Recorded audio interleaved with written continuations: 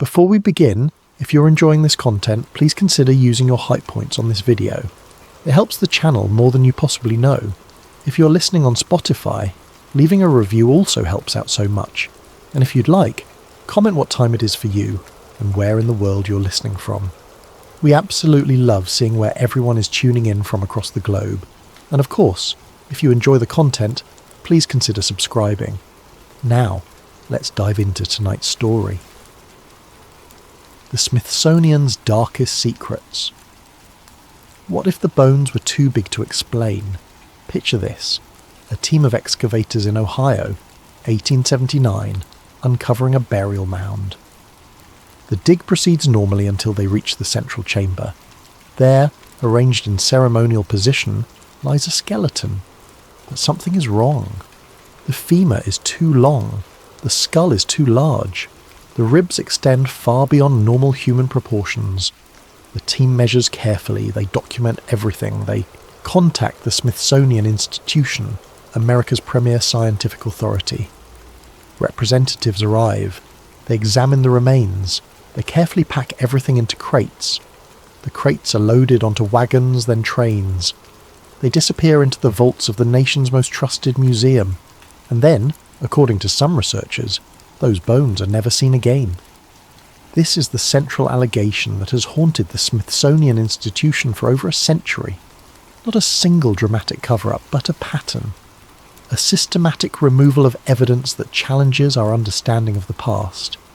Artifacts that don't fit the established narrative, quietly set aside. Discoveries that raise uncomfortable questions, lost in bureaucratic shadows. The Smithsonian Institution stands as the world's largest museum and research complex. 19 museums, 9 research centres, 140 million artifacts and specimens. It defines American history for generations of schoolchildren. It shapes our collective memory of who we were and how we came to be. Millions walk through its halls each year. They stand before dinosaur skeletons and moon rocks. They examine the Wright brothers' flyer and the Star-Spangled Banner. They trust that what they see represents the complete story of human achievement and natural history. But what if some discoveries never made it to the display cases? What if the story we've been told is incomplete? Not because of malicious conspiracy, but because institutions, like people, sometimes choose comfort over confrontation. Tonight, we examine the allegations. We follow the paper trails. We explore the missing artifacts, the vanished records, and the persistent claims that history has been edited before reaching our eyes. We'll hear from believers and skeptics. We'll examine evidence and counter-evidence. We'll ask uncomfortable questions about the institutions we trust to preserve truth. This is the story of the Smithsonian's Darkest Secrets. A story that begins not with malice, but with money.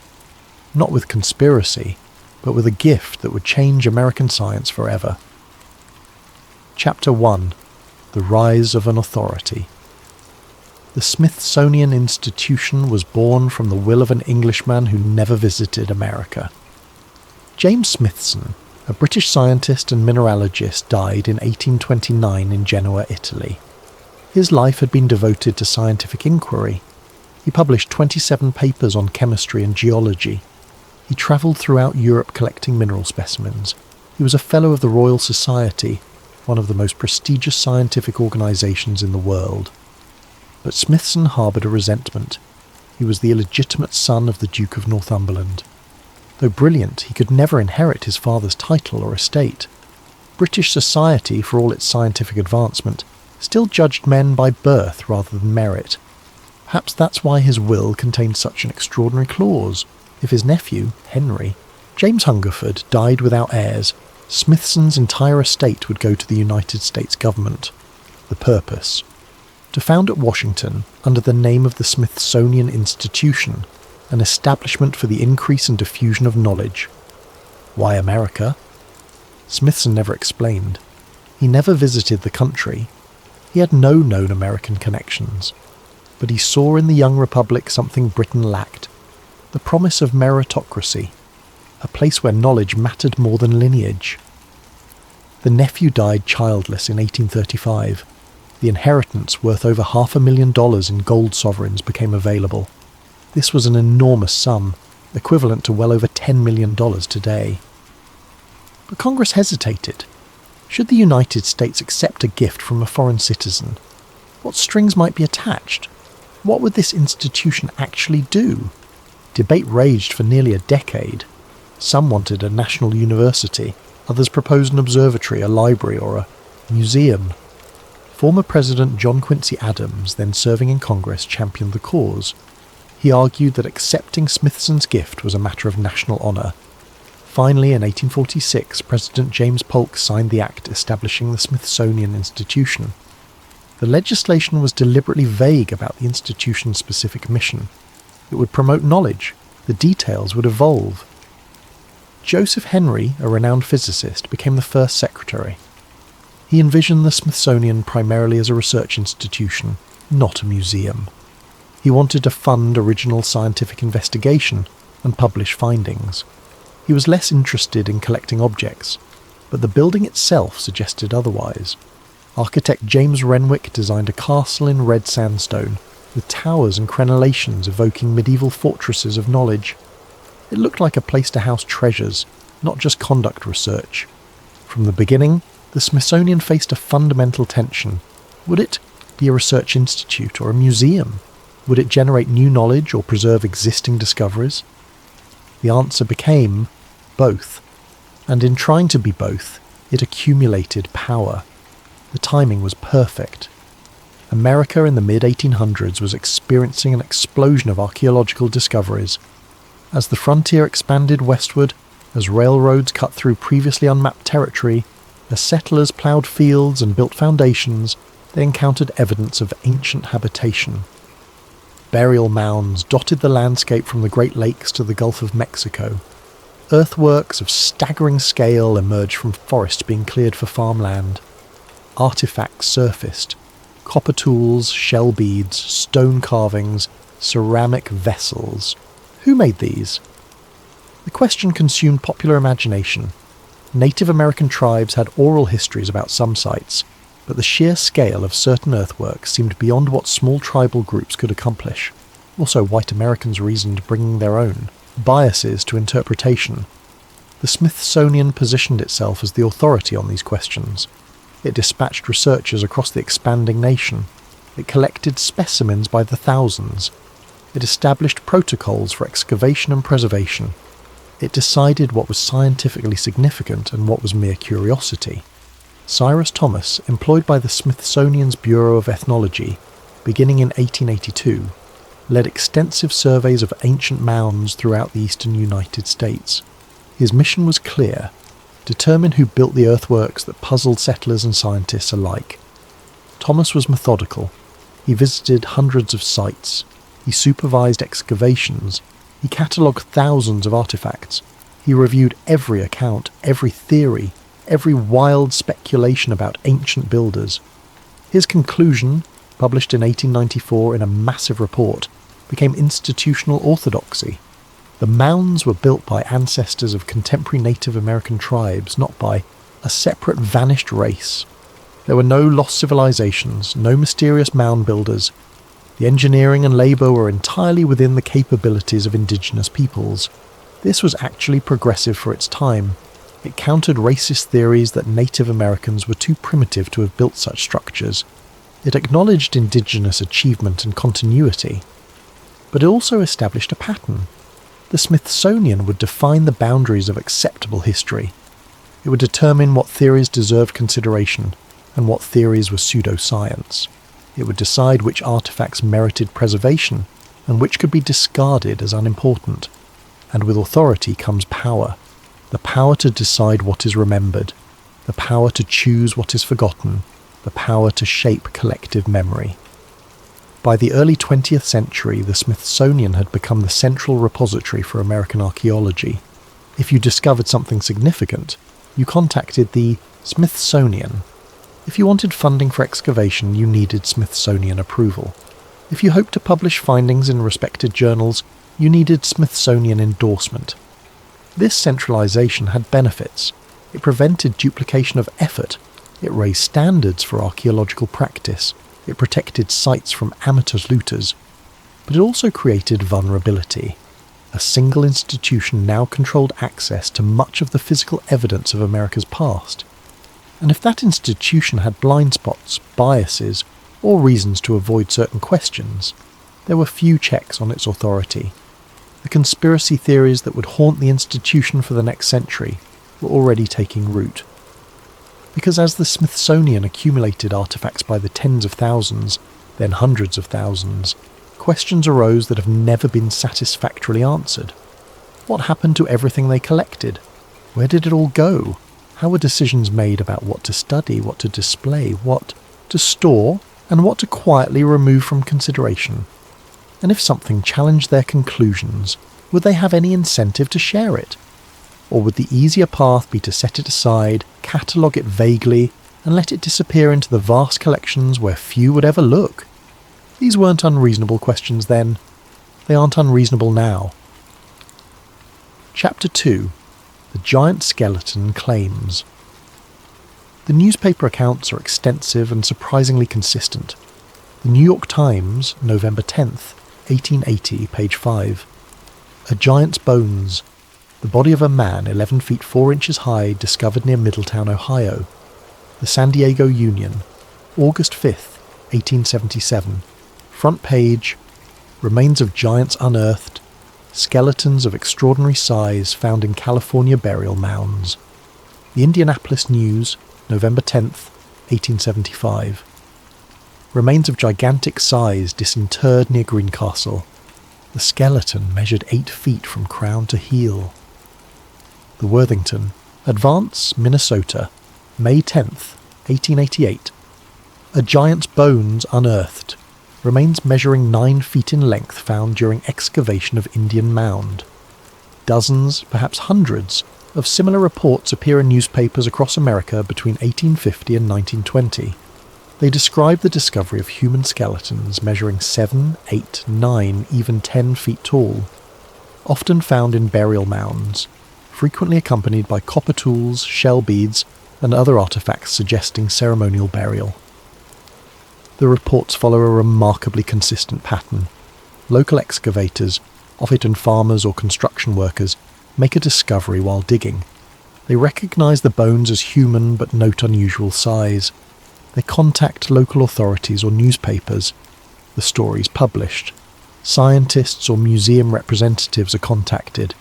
The remains are measured, documented and packed for transportation to institutions like the Smithsonian for further study. And then, according to conspiracy theorists, the trail goes cold. Researchers today who try to locate these skeletons in Smithsonian collections claim they cannot find them. The catalogue numbers don't match existing records. The accession documents are incomplete or missing. The specimens have been deaccessioned or lost in transfer, or simply cannot be located despite extensive searching. Let's examine a specific case in detail. In May of 1897, the Times of London reported on excavations in Lovelock Cave, Nevada. The site yielded numerous artifacts and skeletal remains. According to reports, some of the skeletons measured significantly above normal human height ranges. The tallest supposedly measured 8 feet, 4 inches. The excavation was supervised by James Hart Mercer, an archaeologist who worked with the Smithsonian. His field notes, which still exist in archives, describe skeletal material of unusual dimensions.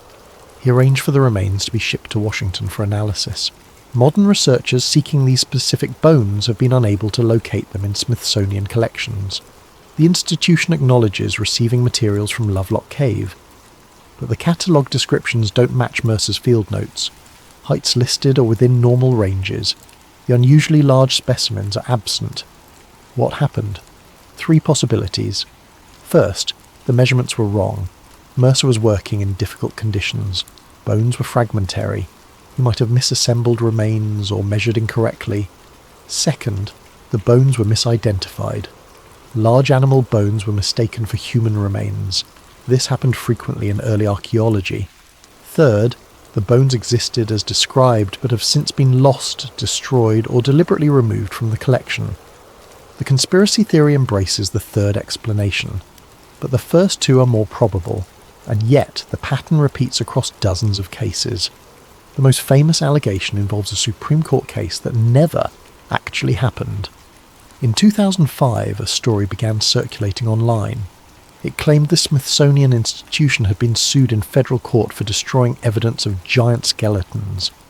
The supposed lawsuit was filed by the American Institution of Alternative Archaeology. The court allegedly ruled in favour of the plaintiffs, ordering the Smithsonian to release classified documents proving the institution had destroyed tens of thousands of giant human remains in the early 1900s. The story was elaborate. It included fake quotes from Smithsonian officials admitting the destruction. It referenced specific case numbers and court dates. It spread rapidly through conspiracy theory websites and social media. Except none of this happened. There is no such court case, no ruling, no American Institution of Alternative Archaeology. The entire story was a fabrication, created by a satirical website and then taken seriously by people who wanted to believe it. When confronted with the hoax, true believers didn't abandon the theory. They claimed the debunking itself was part of the cover-up. The fact that no evidence existed for the lawsuit proved how powerful the conspiracy was. But the fabricated lawsuit built on a foundation of genuine mystery. Because those 19th century newspaper reports are real, they exist in archives. You can read them yourself in digitized historical newspaper collections. So what explains them? The official position is straightforward and, honestly, pretty convincing. Early American archaeology was chaotic and unscientific. Professional archaeology didn't really exist as a discipline. Most excavations were conducted by amateurs. Measurements were inaccurate, standards for documentation didn't exist. Giants were actually normal skeletons that appeared larger due to several factors. Soil displacement and geological pressure could spread bones apart, making them seem larger than life size. Decomposition and mineralization could cause bones to expand. Enthusiastic local boosters exaggerated findings to attract attention and tourists. Newspapers of that era printed sensational stories without rigorous verification. If a farmer claimed he found giant bones, the local paper might print it without investigation. Some cases have clear, documented explanations. A giant skeleton discovered in New York in 1871 turned out to be a mastodon. The initial report described it as human before expert examination revealed the truth. The mysterious 7-foot skull found in Missouri in 1894 was from a cave bear. The finder genuinely believed it was human. Only later analysis corrected the identification. The Cardiff giant, perhaps the most famous giant of the era, was an outright hoax. A 10-foot-tall stone figure uncovered in New York in 1869. Thousands paid to see it. Scientists from Yale examined it. Some declared it proof of ancient giants mentioned in the Bible. It was eventually revealed as a carved gypsum statue, created by an atheist named George Hull specifically to mock biblical literalism, but not before making its creator thousands of dollars and fooling numerous educated people. If educated scientists could be fooled by an obvious fake carved from soft stone, how much easier would it be for amateurs to misidentify unusual animal bones? But not all reports fit this explanation. Some described skeletons excavated by trained observers. Some included multiple independent witnesses. Some were documented by reputable scientists of the era who should have known the difference between human and animal remains. In 1891, Professor Thomas Wilson of the Smithsonian's Department of Prehistoric Anthropology wrote about excavations in Ohio. His report mentioned human remains of extraordinary stature found in association with clearly human artifacts. Wilson was a trained anthropologist. He wasn't likely to confuse a mastodon with a human. What happened to the remains he described? They should be in the collection. The catalogue numbers exist, but the specimens cannot be found. The conspiracy theory asks a simple question. If even a handful of these reports were accurate, if humans significantly taller than normal once lived in North America, what happened to the evidence? And the answer conspiracy theorists arrive at is equally simple. The Smithsonian made it disappear, not because of malice, not because of some grand plan, but because these remains didn't fit the accepted narrative of human development. They raised questions that couldn't be easily answered. They complicated the story the institution was tasked with telling, so they were set aside, catalogued vaguely, stored in boxes that nobody opened, and over decades they were simply lost in the vast holdings of an ever-growing collection. Is this what happened? We can't know for certain, but the gaps in the record remain, and gaps, once noticed, are hard to ignore. Chapter 3. Missing Artifacts and Vanished Records. In 1991, a researcher named Vine Deloria Jr. published a book called Red Earth, White Lies, Native Americans and the Myth of Scientific Fact. Deloria was a Standing Rock Sioux, author, theologian, historian and activist. He held degrees from Iowa State, the Lutheran School of Theology, and a law degree from the University of Colorado. He wasn't a fringe conspiracy theorist. He was a serious scholar with legitimate credentials. His book challenged conventional archaeology on multiple fronts. But one chapter focused specifically on the Smithsonian Institution. He claimed the institution had a pattern of losing or discarding artifacts that didn't fit accepted timelines for human habitation in the Americas.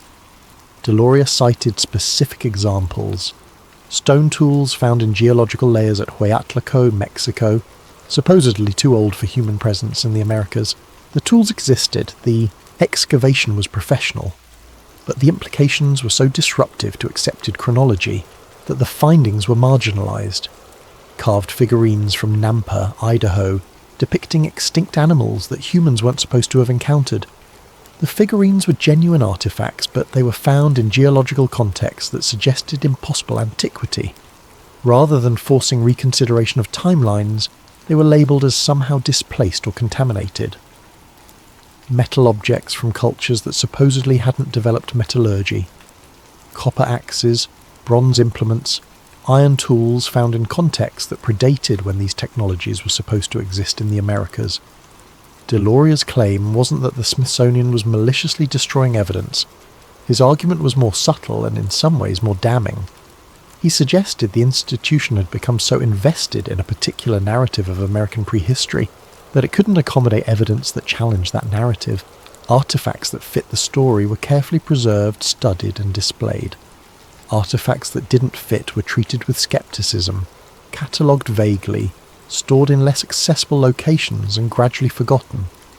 He cited excavation reports that referenced artifacts no longer in collections, catalogue numbers that led nowhere, requests to examine specimens that were denied or redirected to different materials entirely. Other researchers echoed these concerns. They pointed to early 20th century expedition reports that described remarkable finds that should have revolutionized understanding of ancient America. But the artifacts described in those reports couldn't be located in current collections.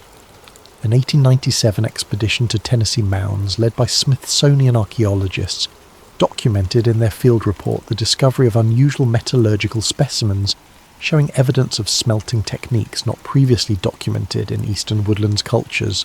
The catalogue, numbers assigned to these items, still exist in the archives, but the items themselves cannot be found.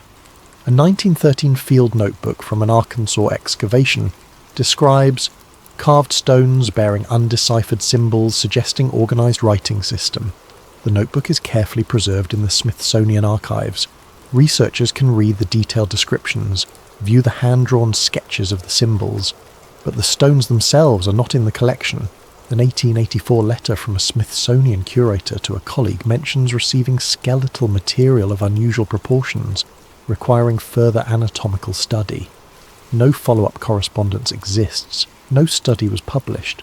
The specimens are not listed in current catalogues. Are these innocent casualties of time and institutional change? Almost certainly some are. The Smithsonian has experienced fires, floods and relocations. Materials have been damaged or destroyed through accident rather than intent. Early cataloguing systems were inconsistent. Items were sometimes accessioned under descriptions that don't match current search terms. Storage facilities have changed. Collections have been reorganised multiple times. All of this creates natural gaps in institutional memory. but the pattern of gaps surrounding specifically anomalous artifacts is striking. Items that would have been controversial, that challenged accepted theories, seem disproportionately likely to be among the lost. The Smithsonian's response has been consistent. Early archaeological practice was poor. Documentation was incomplete. Many early excavations were conducted by amateurs who made claims without proper evidence. Items were sometimes accessioned based on donor descriptions that later proved inaccurate or exaggerated. When the institution couldn't verify the provenance or authenticity of an artifact, it was de-accessioned. This wasn't conspiracy. It was responsible museum practice. Museums cannot keep everything. Decisions must be made about what merits preservation and what doesn't. But critics point out an uncomfortable reality. Who decides what can be verified? What standards of evidence are applied? And if an artifact challenges fundamental assumptions about the past, might there be unconscious bias in how rigorously it's examined? If a stone arrowhead is found and donated, it's probably accepted with minimal scrutiny. It fits what we expect. But if a complex mechanism is found in an ancient context, might it face higher standards of proof? Might researchers look harder for reasons to dismiss it? This is the insidious nature of confirmation bias. It's not deliberate dishonesty. It's the human tendency to accept evidence that confirms existing beliefs and scrutinize evidence that challenges them. The deeper researchers dig into Smithsonian records, the more gaps they find. And these aren't just random gaps. They cluster around specific types of claims, evidence of human presence in the America's earlier than accepted timelines, evidence of technological sophistication in cultures deemed primitive, evidence of anatomical variation in ancient human populations, evidence of cultural achievements that challenge narratives of linear progress. Each individual gap might have an innocent explanation, but the pattern of gaps creates suspicion, and once that suspicion exists, absence of evidence becomes its own kind of proof. If the Smithsonian isn't hiding anything, why can't they produce the artifacts described in their own historical records? Why aren't the specimens mentioned in century-old expedition reports available for modern analysis with advanced techniques? The official answer remains: they probably never existed as described, or they weren't what people thought they were, or they were lost through ordinary institutional processes over more than a century of operations. But conspiracy theorists hear a different message. They did exist. They were exactly what people thought, and now they're conveniently gone. Chapter 4. Advanced Ancient Knowledge. The stone walls at Sacsayhuaman in Peru fit together so precisely that you cannot slide a knife blade between them. Some blocks weigh over 200 tons. They were somehow transported miles from quarries, lifted into position, and cut with such accuracy that no mortar was needed. The Great Pyramid of Giza was the tallest human-made structure on Earth for over 3,500 years. Its base is level to within less than an inch. Its sides align almost perfectly with true north. The interior passages demonstrate sophisticated understanding of mathematics and engineering. The Antikythera mechanism, recovered from a Roman-era shipwreck off Greece in 1901, contains gear systems and astronomical calculations that wouldn't appear again in European technology for over a millennium. It predicted solar eclipses, tracked planetary movements, and calculated the Olympic Games cycle. Ancient civilizations achieved things that challenge our understanding of their capabilities. This is not conspiracy theory. This is established fact, acknowledged by mainstream archaeology. But the question becomes, how much more advanced were they than we acknowledge? And more importantly, what evidence of that advancement has been minimized, overlooked, or deliberately ignored because it doesn't fit comfortable narratives of gradual technological progress? Some conspiracy theorists claim the Smithsonian has actively downplayed evidence of technological sophistication in ancient cultures, particularly in the Americas. The allegation isn't that ancient people had computers or aircraft. It's more subtle and, honestly, more plausible. The claim is that evidence of advanced knowledge, precision engineering, and sophisticated understanding of mathematics, astronomy, and metallurgy has been systematically minimized to maintain a narrative of gradual, linear progress from primitive to advanced. The favourite model in mainstream archaeology is evolutionary. Hunter-gatherers become farmers. Farmers build villages. Villages become cities. Cities develop writing. Writing enables mathematics. Mathematics enables engineering. Each step follows predictably, logically, from the last. It's a comforting narrative. It suggests progress is inevitable. It implies our current civilization is the pinnacle of human achievement. But what if the pattern wasn't so linear? What if ancient people understood principles we think they couldn't have grasped? What if technological knowledge was sometimes lost rather than continuously accumulated? Conspiracy theorists point to specific examples that trouble mainstream explanations. The Piri-Reis map of 1513 shows coastal details of South America with remarkable accuracy.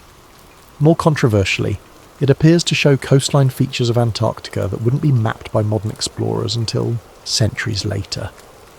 The map's creator, Ottoman Admiral Piri-Reis, claimed he based it on much older source maps, some dating to the time of Alexander the Great.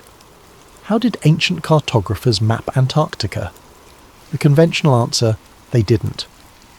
The map shows South America's coast, and the Antarctic portion is misidentified coastline or pure fabrication. But the accuracy of other portions of the map makes this explanation less satisfying. The Baghdad battery, discovered in Iraq in 1936, consists of a clay jar containing a copper cylinder and an iron rod. When filled with acidic liquid, it generates small electric current. It dates to approximately 2,000 years ago. Was this actually a battery, or just a scroll container that happens to generate current as a side effect? Mainstream archaeology favours the latter, but experimental archaeology has shown these devices could effectively electroplate objects. Did ancient metallurgists understand principles of electrochemistry? Precision-drilled holes in granite at ancient Egyptian sites show characteristics that modern engineers associate with high-speed drilling equipment. The holes are perfectly circular, maintain consistent diameter through hard stone, and show spiral grooves suggesting rapid rotation. Conventional archaeology argues they were made with copper tools and sand abrasive, through patient application of rotational pressure. But experimental attempts to replicate these holes using proposed ancient methods have struggled to match the precision and speed suggested by the archaeological evidence. The Smithsonian's position on these artifacts is carefully calibrated. The institution acknowledges the sophistication. It marvels at ancient ingenuity. Its exhibits celebrate the achievements of past civilizations. But it argues these achievements are explainable within the bounds of known, ancient technology and knowledge. The Piri-Reis map drew on older sources, but those sources were medieval or classical, not impossibly ancient. The Baghdad battery might have been used for electroplating, but this doesn't prove systematic understanding of electricity. The Egyptian drillings were accomplished through techniques we haven't fully rediscovered, but that doesn't mean they required advanced technology. The conspiracy theorist argues, but what if we're underestimating these civilizations not because of evidence, but because we're committed to a particular narrative of human development? What if our models of technological progress are oversimplified? What if we've set the bar for ancient achievement artificially low, then use that lowered bar to dismiss evidence that exceeds it? Consider a specific case that illustrates this tension. In 1964, geologist Virginia Steen McIntyre was part of a team dating artifacts from Huatlaco, Mexico. They used multiple dating methods: uranium series, tephrohydration, and stratigraphic analysis. All methods consistently indicated the tools were over 250,000 years old. This created an obvious problem. Anatomically, modern humans weren't supposed to exist 250,000 years ago, let alone in the Americas. The accepted timeline for human migration to the Americas was roughly 12,000 to 15,000 years ago. Steen McIntyre's findings, if accurate, would demolish that timeline. They would require complete reconsideration of human evolution and migration patterns. Her findings were rejected. Papers were refused publication. Colleagues distanced themselves. Her career suffered significantly. She later claimed she experienced direct institutional pressure from organizations including the Smithsonian. Pressure to reinterpret the data. Suggestions that her dating methods must be flawed. implications that publishing such findings would damage her professional reputation.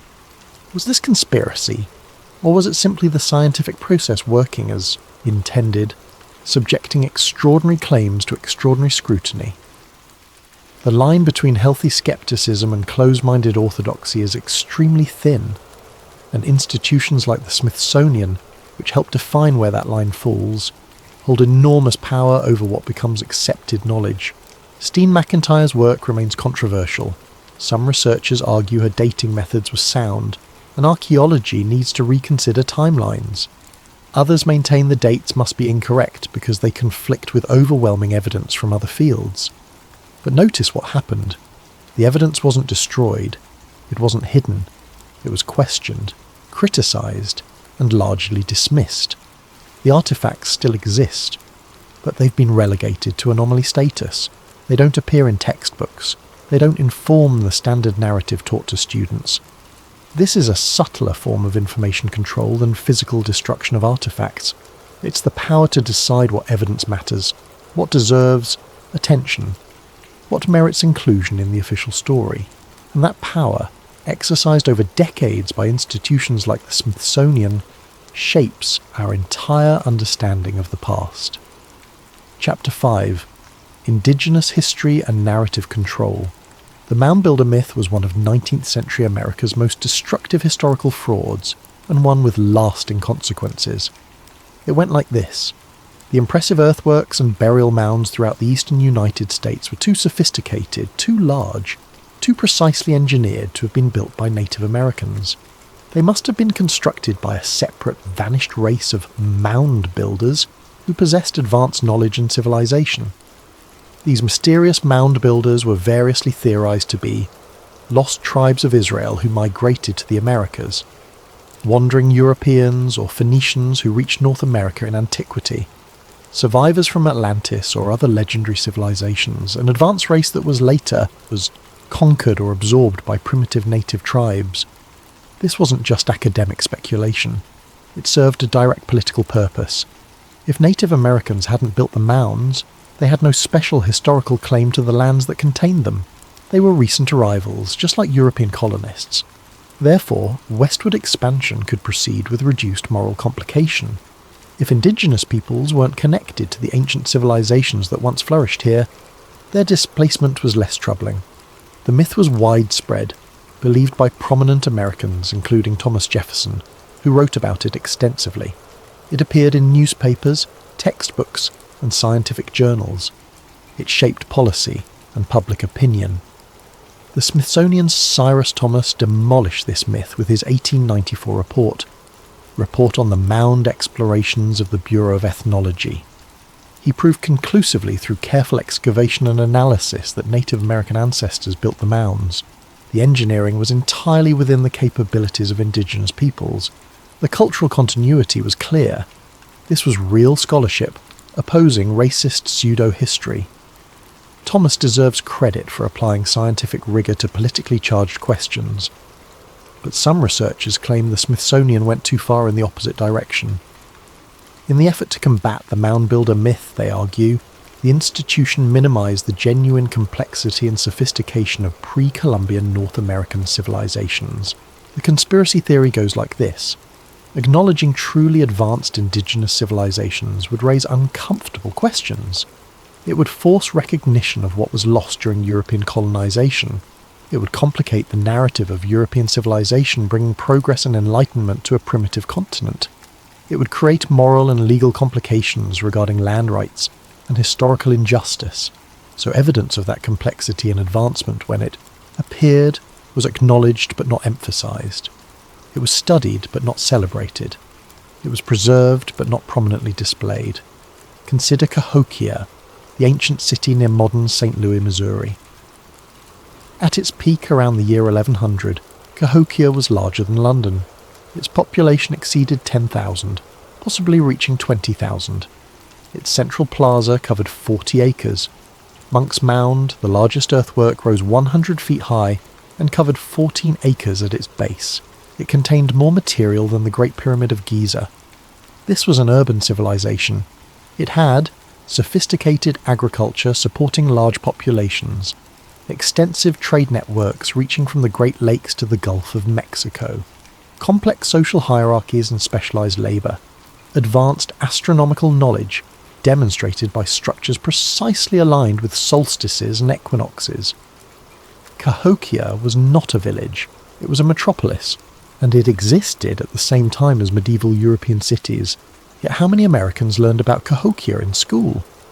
For most people educated before the late 20th century, the answer is none. It simply wasn't taught. It wasn't part of the standard curriculum. It didn't appear in history textbooks alongside accounts of European medieval cities. Why not? The evidence was there. Archaeologists knew about Cahokia. The Smithsonian had extensive materials from the site. But Cahokia didn't fit the narrative. It complicated the story of indigenous peoples as primarily hunter-gatherer societies. It suggested pre-Columbian civilization in North America was far more advanced than commonly believed. The city collapsed mysteriously around 1300, before European contact. Climate change, resource depletion, social upheaval, possibly epidemic disease. The reasons remain debated. But its very existence challenged comfortable assumptions. So it was studied by specialists but not integrated into popular understanding of American history. This is changing. Cahokia is now recognised as a UNESCO World Heritage Site. It appears in modern textbooks. Public awareness is growing, but for over a century, despite being the largest pre-Columbian settlement north of Mexico, it was effectively absent from mainstream historical consciousness. The conspiracy theory asks, what else don't we know? What other achievements were documented, then quietly forgotten? What evidence of indigenous technological advancement, astronomical knowledge, or cultural complexity never made it into textbooks because it was inconvenient? Consider another example, the astronomical alignments at Chaco Canyon in New Mexico. Chaco was a major centre of ancestral Puebloan culture from approximately 850 to 1150. Its great houses are precisely aligned with solar and lunar cycles. Structures mark solstices, equinoxes, and lunar standstills with remarkable accuracy. This demonstrates sophisticated astronomical observations sustained over generations. It required detailed record-keeping, mathematical understanding, and engineering precision. Yet for decades, mainstream archaeology attributed these alignments to coincidence, or was simply silent about them. The idea that primitive societies carefully tracked celestial movements made some scholars uncomfortable. It suggested knowledge and sophistication that didn't fit prevailing assumptions. Modern archaeology fully acknowledges Chacoan astronomical knowledge. But for how long was this evidence available but not emphasized? The pattern repeats. Evidence exists of ancient indigenous achievement. Evidence is preserved in museums and academic collections, but evidence is not prominently displayed, not featured in textbooks, not integrated into popular understanding. Is this conspiracy? Not in the traditional sense. It's something more subtle and perhaps more pervasive, cultural bias expressed through curatorial choices made over decades. The Smithsonian didn't destroy evidence of indigenous achievement, but did it choose to emphasize certain narratives while downplaying others? Did it make decisions about what merited prominent display versus storage in archives? And were those decisions influenced, consciously or unconsciously, by prevailing cultural attitudes about indigenous peoples? Modern archaeology is correcting this. Indigenous scholars are reclaiming their history. Collaborative projects between researchers and tribal nations are producing more complete, more accurate accounts of the past. The Smithsonian itself has become more collaborative, more inclusive, more willing to acknowledge indigenous expertise about their own histories. But the question persists. How much time was lost? How many artifacts were categorized incorrectly, stored improperly, or simply ignored because they didn't fit expected narratives? And how would we know what we're missing? If evidence was never prominently displayed, if it never entered public consciousness, if it languished in storage for a century, the effect is the same as if it never existed. This is the power of institutional gatekeeping, not to destroy truth, but to determine which truths receive attention. Chapter 6. Whistleblower Stories. The stories appear on forums, blogs, and alternative research websites with remarkable consistency. Different authors, different time periods, but similar themes. A former Smithsonian curator, speaking on condition of anonymity, claims they were instructed to reclassify certain artefacts to less provocative categories. Items initially catalogued as undetermined origin, or requires further study, were recategorized as natural formation or modern contamination without additional analysis.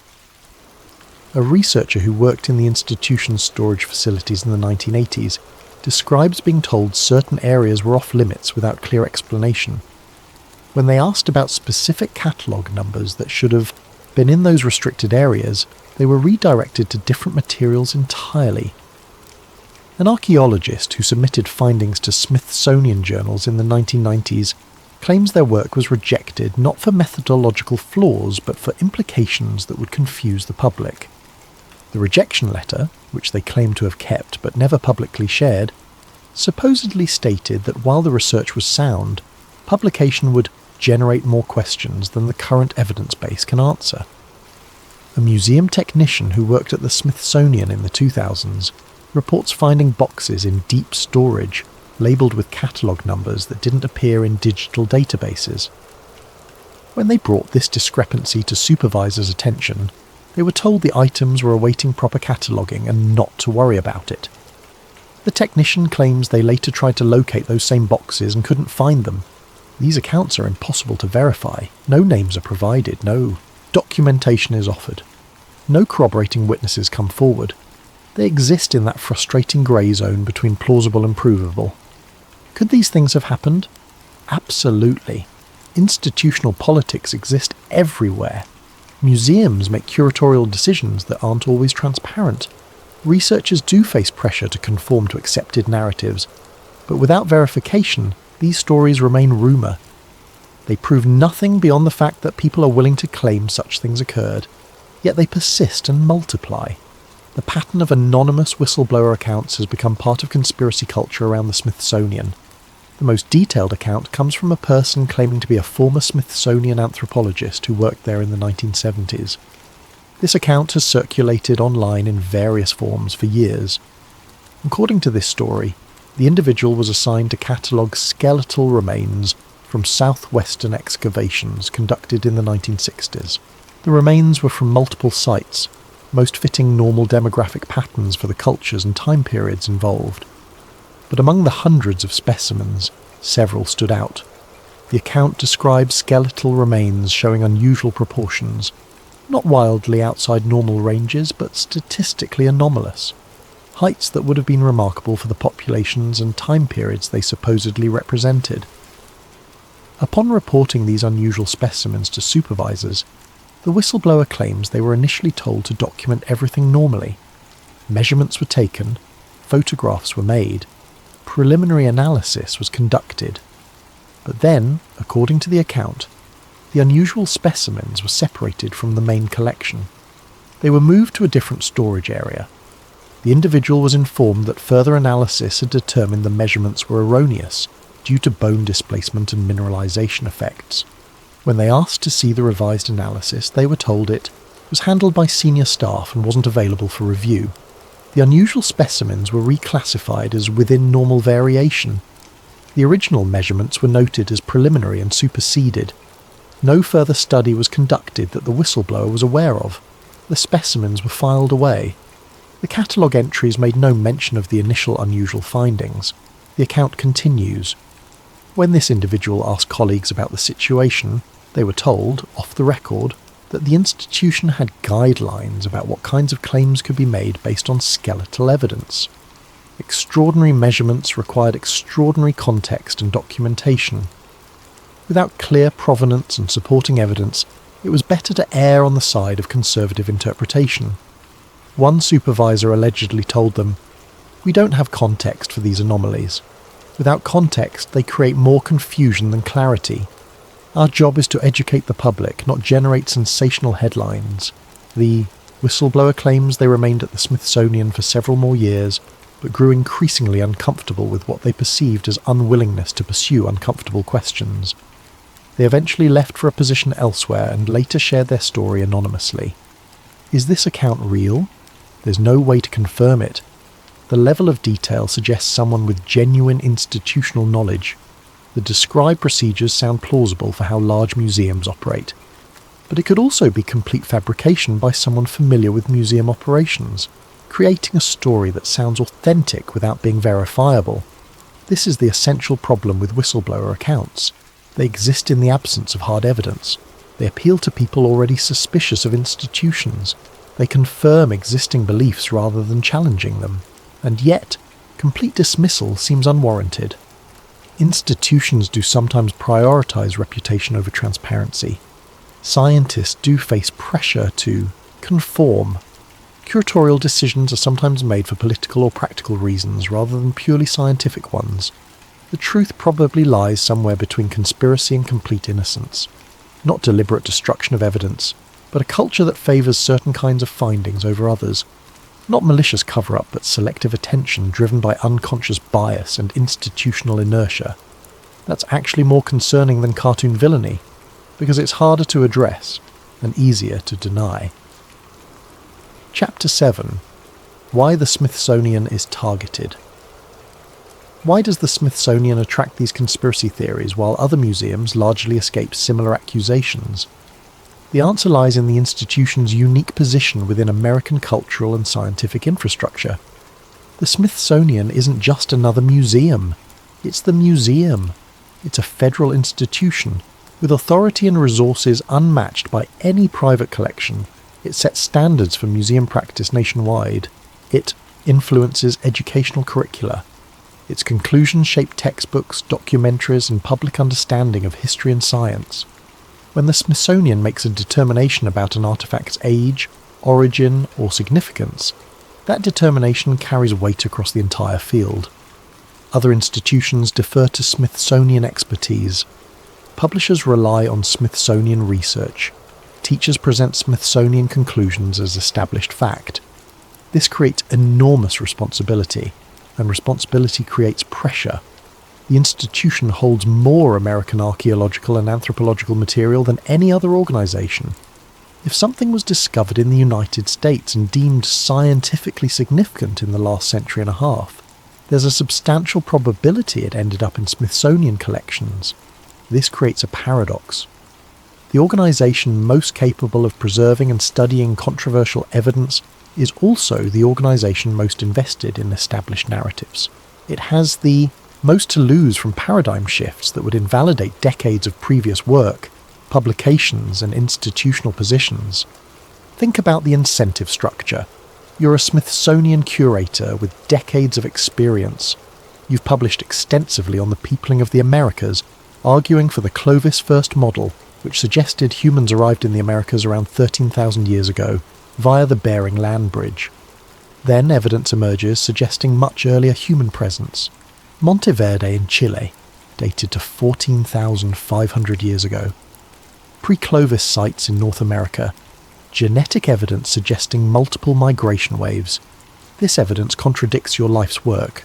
Do you immediately embrace the new findings and acknowledge your previous conclusions were wrong? Subject the new evidence to rigorous scrutiny, looking for methodological flaws? Resist paradigm change until the evidence becomes absolutely overwhelming? Most scientists choose option 2, which is actually appropriate. Extraordinary claims should face rigorous examination, but there's a fine line between healthy skepticism and entrenched resistance. And when an entire institution has built its reputation on certain historical narratives, that line becomes even harder to navigate. The Smithsonian is also tied to government, which amplifies conspiracy thinking. It's formally a trust instrumentality of the United States, created by Congress and partially funded through federal appropriations.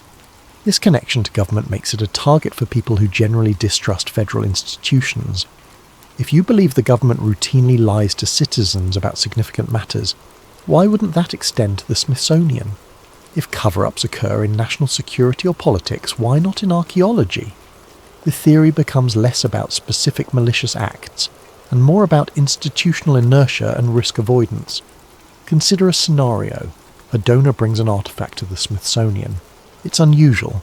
Initial analysis suggests it might challenge accepted timelines for technological development in ancient cultures, but the provenance is unclear. The context is ambiguous.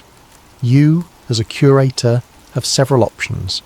Display it prominently, acknowledging uncertainty but inviting public engagement with the mystery. Study it extensively, committing significant resources to what might ultimately prove to be a misidentified or contaminated specimen. Catalogue it conservatively, note the uncertainties, and store it for potential future study when better analytical methods might be available. Set it aside as insufficiently documented to merit serious attention. Which choice serves the institution's mission of education and research? Which serves your career advancement? Which protects the institution's reputation for scientific rigour? Which creates the least immediate disruption? In most cases, the conservative choice wins, not because of conspiracy, but because of bureaucracy, because of limited resources and competing priorities, because of reputational concerns and risk aversion. And over decades, those individual conservative choices accumulate. They create patterns. They generate gaps between what exists in collections and what receives attention. And gaps, once noticed by persistent researchers, fuel conspiracy theories. The Smithsonian also suffers from its own success. Its collections are so vast, 140 million items, that complete organisation and accessibility is nearly impossible. Even with modern database technology, materials slip through cracks. Catalogue numbers don't match physical locations. Items are stored in facilities that don't have comprehensive digital inventories. This ordinary chaos of managing massive collections becomes sinister when researchers can't find specific items they're looking for. The mundane explanation is, the collections are huge and imperfectly organised. The conspiratorial explanation is, items were deliberately hidden or removed. Both might be partially true. The collections are huge and imperfectly organised, and some items were probably deliberately set aside, not out of conspiracy, but out of curatorial judgment about what merited limited resources and attention. The institution has also made genuine mistakes throughout its history. It's displayed forgeries as authentic artefacts. It's made claims about human evolution that later proved incorrect. It's supported now debunked theories about ancient cultures. These mistakes are actually evidence that science works through self-correction. They show the institution is capable of admitting error and updating positions based on new evidence. But they also demonstrate fallibility. And once people realise an authority is fallible, trust becomes conditional rather than automatic. The Smithsonian conspiracy theories endure because the institution occupies a unique position combining enormous authority over historical narratives, federal government connection, vast collections with inevitable organisational imperfections, history of genuine mistakes and course corrections, incentive structures that favour conservative interpretations. This combination makes it a natural target for conspiracy thinking, regardless of whether actual conspiratorial behaviour has occurred. Chapter 8. Official Responses and Rebuttals. The Smithsonian Institution has addressed these conspiracy theories multiple times over the decades, with increasing frustration as the internet age has amplified their spread. Their official position is remarkably consistent. The institution does not destroy evidence for ideological or political reasons. The institution does not hide artifacts that challenge established theories. The institution applies rigorous scientific standards to all specimens, and extraordinary claims require extraordinary evidence. When conspiracy theorists point to 19th century, newspaper accounts of giant skeletons, Smithsonian representatives and mainstream archaeologists respond with several counter-arguments. First, early American archaeology lacked professional standards. Most excavations were conducted by amateurs with no formal training. Measurements were frequently inaccurate. Documentation was poor or non-existent. When a 19th century newspaper reports a skeleton measuring 9 feet, modern archaeologists ask, who measured it? What methods were used? Was the skeleton complete or reconstructed from fragments? Were the bones properly identified as human rather than animal remains? In most cases, these basic questions cannot be answered because the documentation doesn't exist. The newspaper reports offer sensational claims without methodological detail. Second, there are numerous documented cases of misidentification. Large animal bones were frequently mistaken for giant human remains. Mastodons, mammoths, and large extinct mammals left bones that could appear human to untrained observers. The giant skull, discovered in Missouri in 1894, initially reported as evidence of an ancient race of giants, was later identified as belonging to a cave bear. The finder was genuinely convinced it was human, but expert analysis proved otherwise. Without the actual bones available for modern analysis, we cannot know how many giant skeleton reports were similar misidentifications. Third, geological and biological processes can create illusions of greater size. Bones can be displaced by soil movement, making scattered remains appear to represent a larger individual than they actually do. Mineralization can cause bones to expand. Decomposition can separate remains in ways that suggest greater dimensions. Fourth, hoaxes were common. The Cardiff giant, the Piltdown Man, numerous other fraudulent discoveries fooled respected scientists in their time. If trained observers could be deceived by deliberate fakes, how much easier would it be for amateurs to misinterpret genuine remains? The absence of these giant skeletons in current collections has mundane explanations. They never existed as described. They were animal bones misidentified as human. They were normal human remains measured incorrectly. They were hoaxes. They were destroyed in fires, floods, or other disasters that affected museum collections. They were lost during one of the Smithsonian's several relocations and reorganizations. They were deaccessioned when provenance could not be verified. Any of these explanations is more probable than deliberate destruction to hide evidence. When conspiracy theorists claim specific artifacts have disappeared, Smithsonian archivists point out the realities of managing historical collections. The institution has accessioned materials for over 175 years. Early catalogue systems were inconsistent.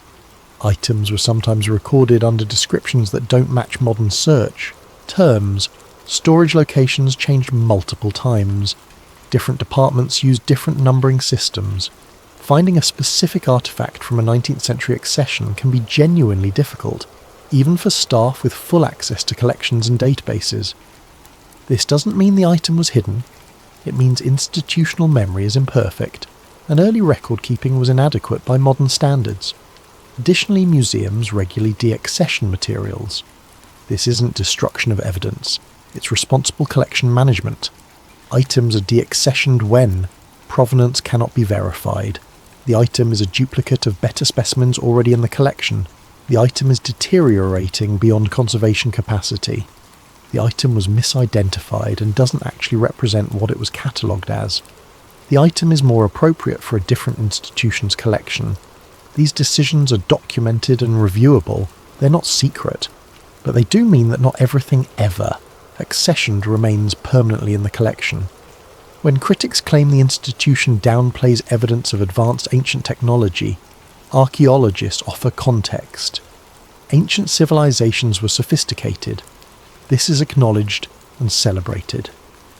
But sophistication doesn't mean they possess knowledge or technology beyond what we can demonstrate through evidence. The precision of Egyptian engineering is remarkable, but experimental archaeology has shown that proposed ancient methods could achieve similar results given sufficient time and labour. The Antikythera mechanism is extraordinary, but it's an outlier. We have no other examples of similar devices from that period, suggesting it was exceptional rather than representative of general technological capabilities. The Baghdad battery might have generated current, but that doesn't prove systematic understanding of electricity. It could be coincidental electrochemistry from a device designed for different purposes. The mainstream position isn't that ancient people were primitive, it's that we need solid evidence before attributing capabilities to them. Speculation should be clearly identified as such, rather than presented as fact. Regarding Indigenous history, the Smithsonian has acknowledged past failures to adequately recognise and display pre-Columbian achievements. Modern exhibits have corrected this. Collaborative programs with tribal nations have expanded. Indigenous voices are increasingly centred in interpretation of their own histories. These changes demonstrate institutional willingness to evolve and acknowledge past shortcomings. They show the Smithsonian responding to legitimate criticism. But conspiracy theorists interpret even these positive changes differently. They see them as admissions that evidence was previously suppressed. If the institution now acknowledges greater indigenous sophistication, doesn't that prove they were downplaying it before? The Smithsonian's response: understanding evolves. New research produces new insights. Changing interpretations reflects scientific progress, not previous conspiracy. When confronted with whistleblower accounts, the institution cannot respond to unverified, anonymous claims. If someone has evidence of wrongdoing, they should present it through proper channels. Anonymous forum posts prove nothing. The overall Smithsonian position boils down to: science is a process.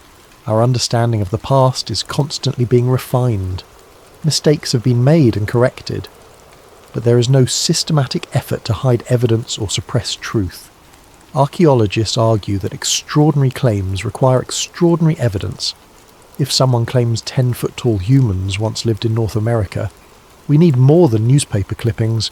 We need bones, measurements, DNA analysis, and contextual evidence.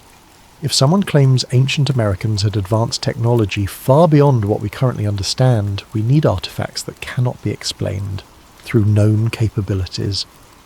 Absence of such evidence, despite extensive archaeological work across the Americas, suggests the claims are unfounded.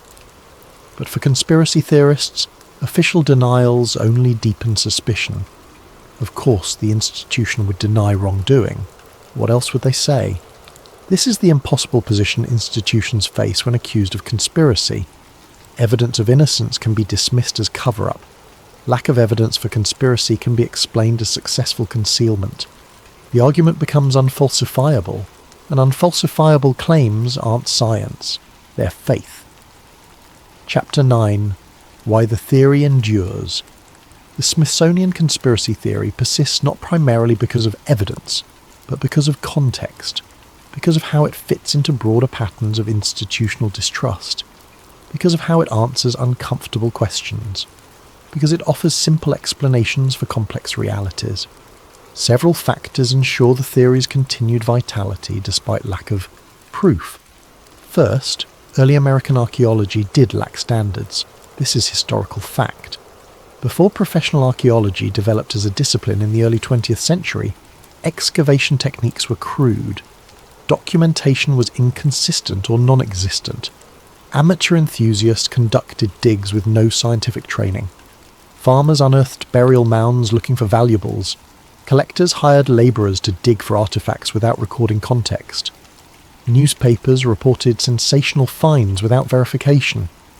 This chaotic early period created a documentary record full of questionable claims, exaggerations, and outright frauds. Some of this material is now recognisable as false, but some sits in an ambiguous zone where we can neither prove nor disprove the claims. That ambiguity breeds speculation. If we can't definitively say certain reports were wrong, maybe they were right. And if they were right, where did the evidence go?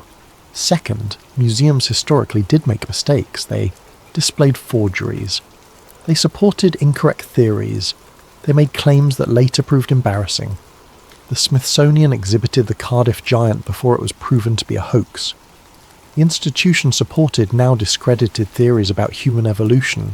It displayed archaeological interpretations that subsequent research contradicted. These are actually signs that science works through self-correction. They demonstrate that institutions can admit error and update positions. But they also demonstrate fallibility.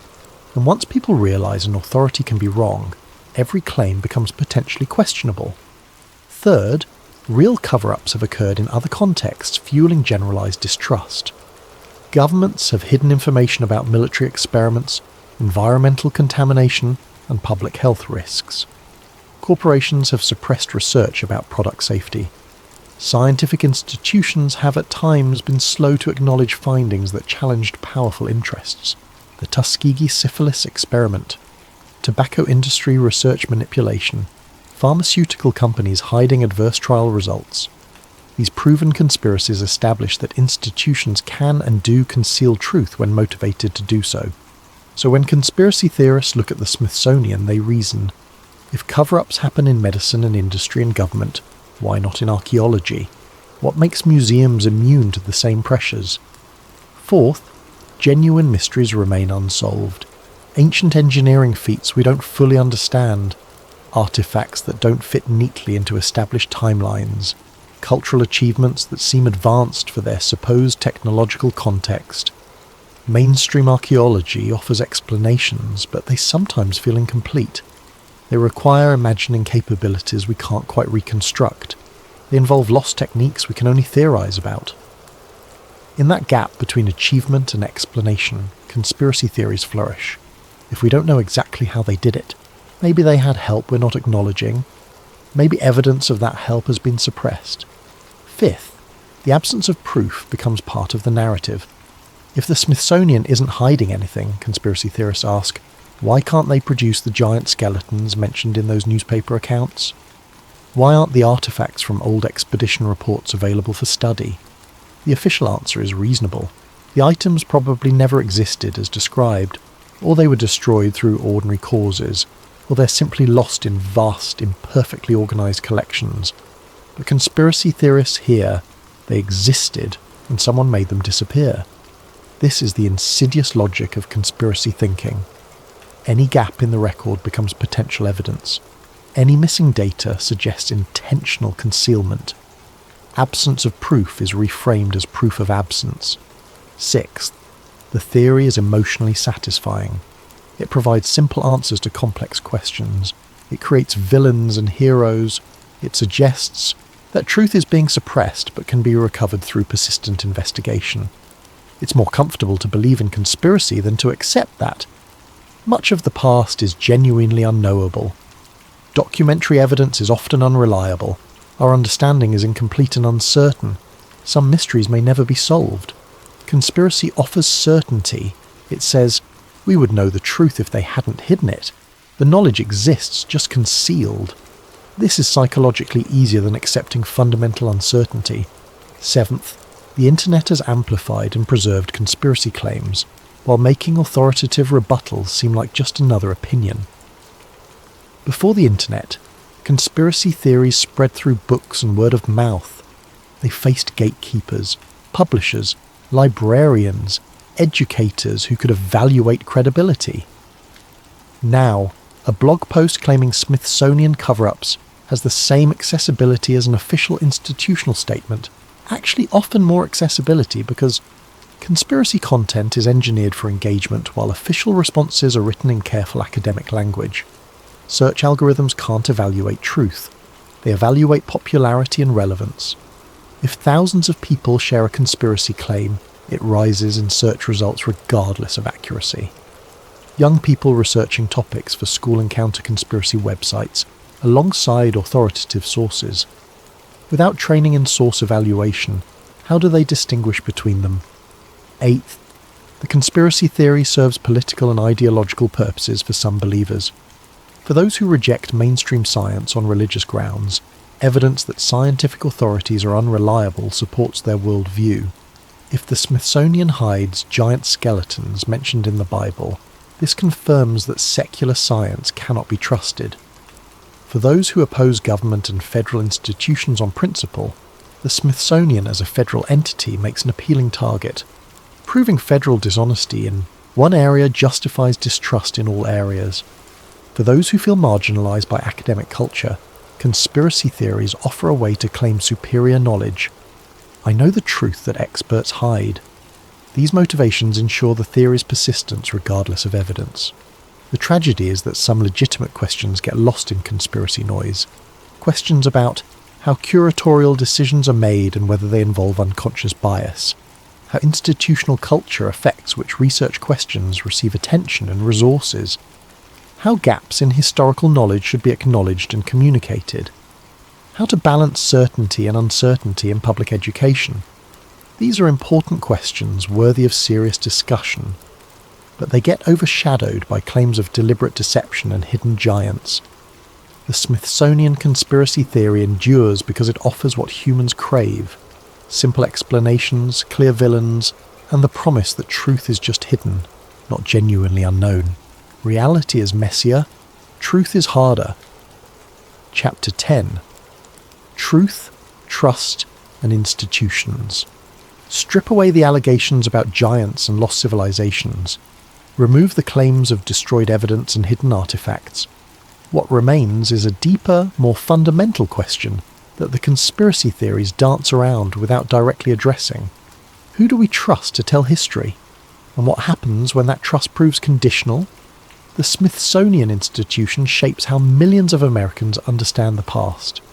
Its exhibits become common knowledge, the background facts that educated people are expected to know. Its publications influence textbooks that shape what children learn. Its researchers appear in documentaries, offering expert testimony that carries the weight of institutional authority. This is enormous power. Power to define what is important and what is trivial. Power to determine which narratives enter public consciousness and which remain known only to specialists. Power to shape collective memory. But authority is not infallibility, and trust should not mean blind acceptance. Institutions are made of people. People have biases, blind spots, career incentives, and social pressures. People make decisions based not only on evidence but on feasibility, palatability, and institutional priorities. Organizations develop cultures. Some questions become acceptable to ask, others uncomfortable. Some conclusions are easy to support, others require defending against skeptical colleagues. Some research directions receive funding and encouragement, others face obstacles. This doesn't make institutions evil, it makes them human. And humanity involves limitation. The conspiracy theories about the Smithsonian often miss this nuance. They imagine a shadowy group deliberately hiding truth, making conscious decisions to deceive the public. The reality is probably more mundane and in some ways more troubling. Not conspiracy, but culture. A culture that values consensus over disruption. That prefers established narratives over unsettling questions. That makes conservative choices about what to emphasize and what to set aside. Over time, those individual choices accumulate. They create a version of history that is coherent, comfortable, and teachable. But is it complete? Is it accurate in all its particulars? Or does it sometimes smooth over complications, avoid uncertainties, and privilege certain stories over others? We know the Smithsonian has changed its positions before. Archaeological understanding has evolved. Theories once considered mainstream are now rejected. Evidence once dismissed has been re-evaluated and accepted. The Clovis first model, which held that humans first arrived in the Americas around 13,000 years ago, was institutionally supported for decades. Evidence of earlier occupation was viewed skeptically.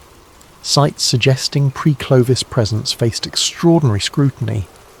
Then accumulating evidence became overwhelming. Monteverde in Chile, genetic data showing multiple migration waves, pre-Clovis artifacts in North America. The paradigm shifted. Institutions including the Smithsonian adjusted their positions. This is how science should work. Self-correction through new evidence and better methods. But it also means what institutions tell us today is subject to revision tomorrow. What we're told is established fact might be updated or overturned in the future. If institutions can be wrong, the question becomes, how do we know when they are? How do we distinguish between legitimate scientific consensus and institutional inertia protecting incorrect conclusions? This is genuinely difficult. We cannot all become experts in every field. We must rely on authorities. But uncritical reliance creates vulnerability to institutional mistakes and biases. The healthy middle path involves respecting expertise while maintaining critical awareness, trusting institutional knowledge while understanding its limitations, accepting scientific consensus as the best current understanding while remaining open to revision, distinguishing between conspiracy theories and legitimate critiques of institutional practices.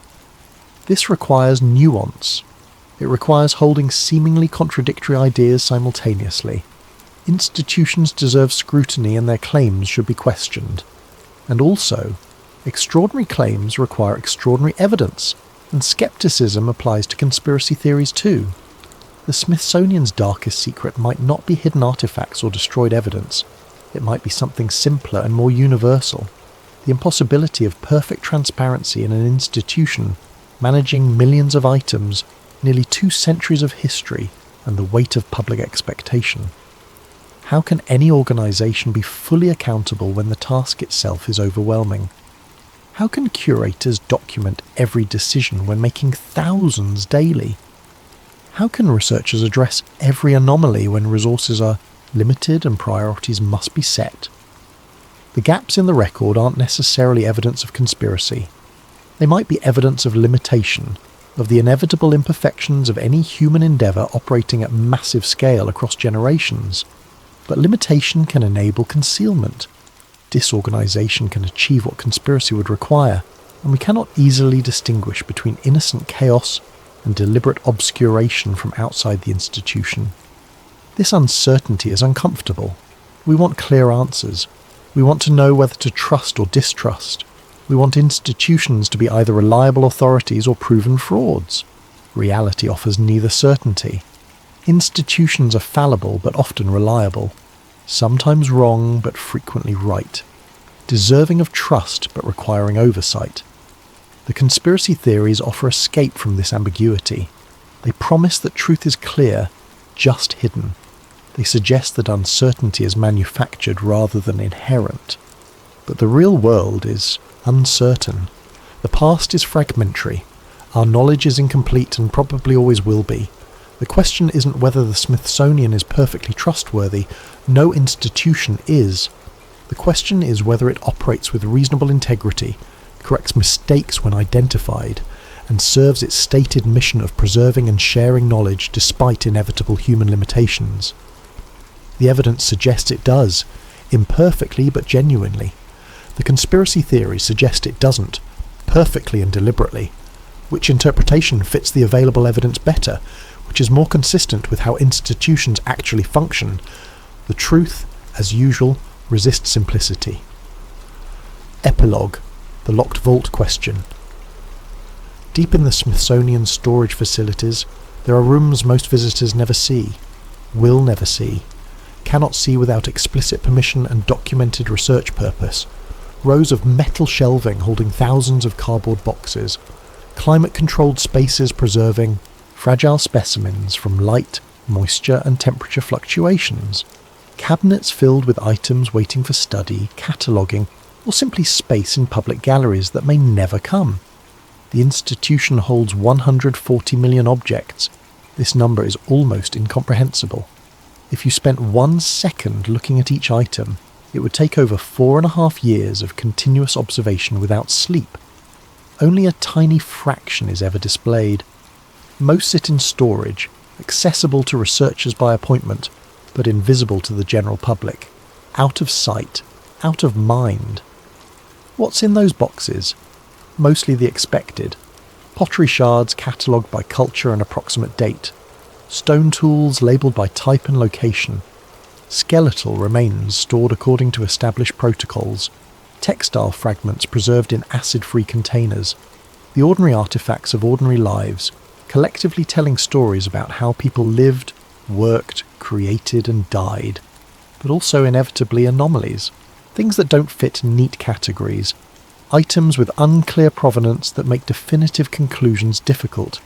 Specimens that raise more questions than they answer. Questions that current methodologies cannot adequately address. Some of these anomalies get studied. Grad students write dissertations. Papers appear in specialised journals. Mysteries get solved or at least better understood. The anomaly becomes integrated into knowledge, explained and categorised. Some sit, waiting. Waiting for the right scholar with the right question. Waiting for new analytical technology that might reveal secrets current methods cannot detect. Waiting for someone to notice them among millions of other items competing for attention.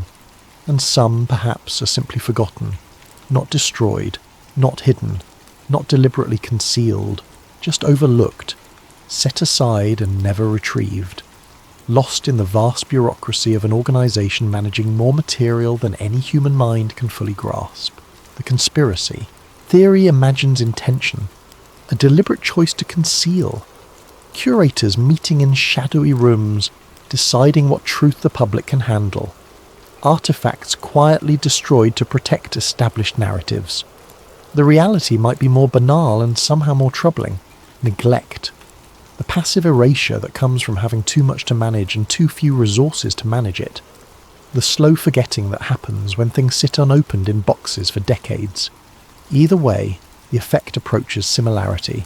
If something didn't fit the story of human history, if it challenged our understanding in ways we weren't ready to confront, if it required explanation that current paradigms couldn't provide, would we know if it disappeared into those storage rooms?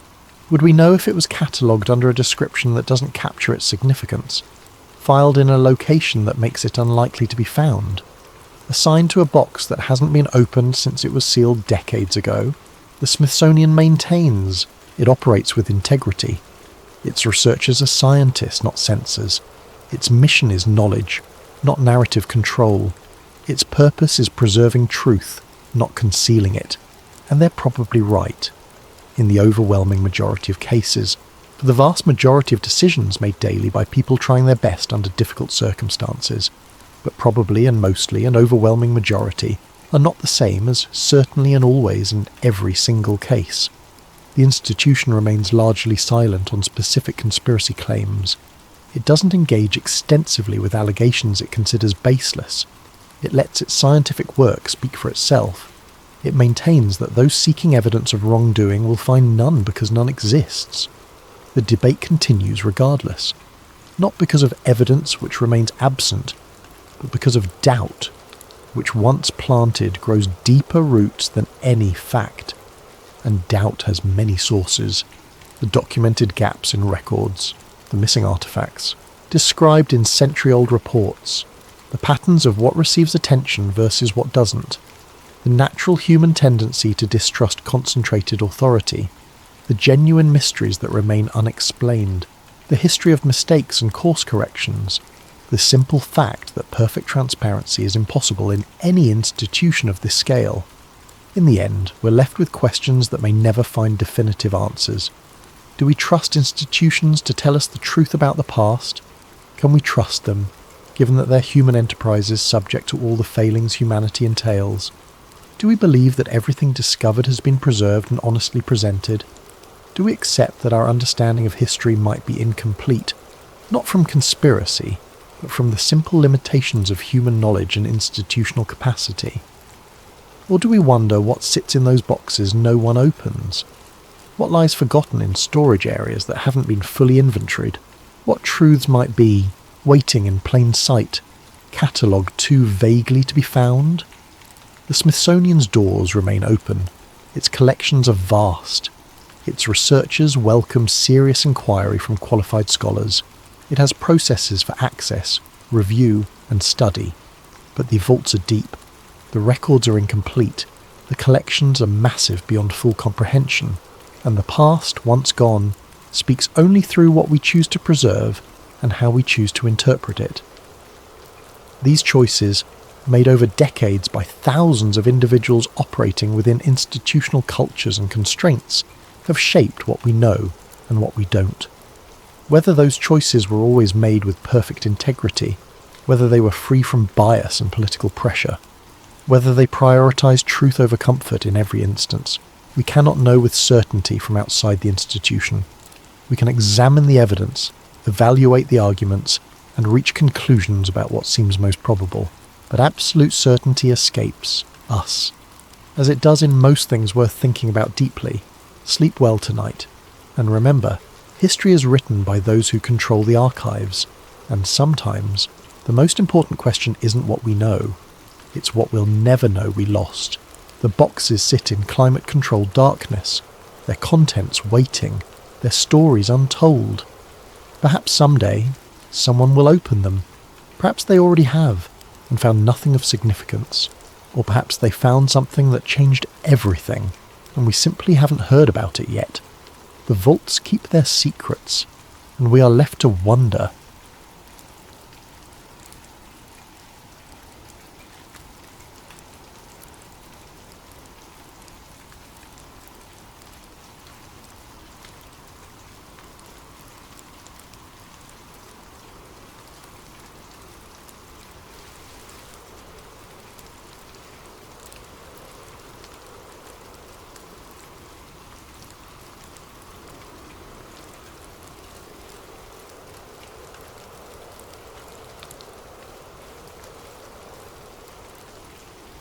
Before we begin tonight's story, if you're enjoying this content, please consider using your hype points on this video. It helps the channel more than you could possibly know. If you're listening on Spotify, leaving a review makes an enormous difference for us as well. And if you want, drop a comment telling us what time it is, where you are, and where in the world you're tuning in from. We absolutely love seeing where everyone is listening. And if you enjoy these deep dives into history's mysteries, please subscribe. Tonight's story comes from a suggestion by Dogface680, and we cannot thank you enough for this idea. This is one of the most compelling conspiracy theories rooted in actual Cold War history. And what makes it so haunting is how much of it is documented fact. What you're about to hear sounds impossible. A 4-star general, a war hero, the man who helped liberate Europe from Nazi tyranny, dead in a hospital bed just months after victory, following a minor car accident that shouldn't have killed anyone. No autopsy, no investigation. Medical records vanished, witnesses disappeared, and decades later, a former intelligence operative steps forward with a confession that changes everything. This is the story of General George Smith Patton Jr., the man who won the war but lost the peace, the general who believed he had fought in past lives alongside Alexander the Great and Napoleon Bonaparte, who believed in destiny and glory and refused to be silent when silence was demanded. This is the story of his mysterious death, and the conspiracy theory that suggests the greatest threat to George Patton wasn't the Nazi Wehrmacht, it was his own government. December 9th, 1945. Near Mannheim, Germany. The war is over. Europe lies in ruins. Cities reduced to rubble. Railways destroyed. Bridges collapsed. Millions dead. Millions more displaced.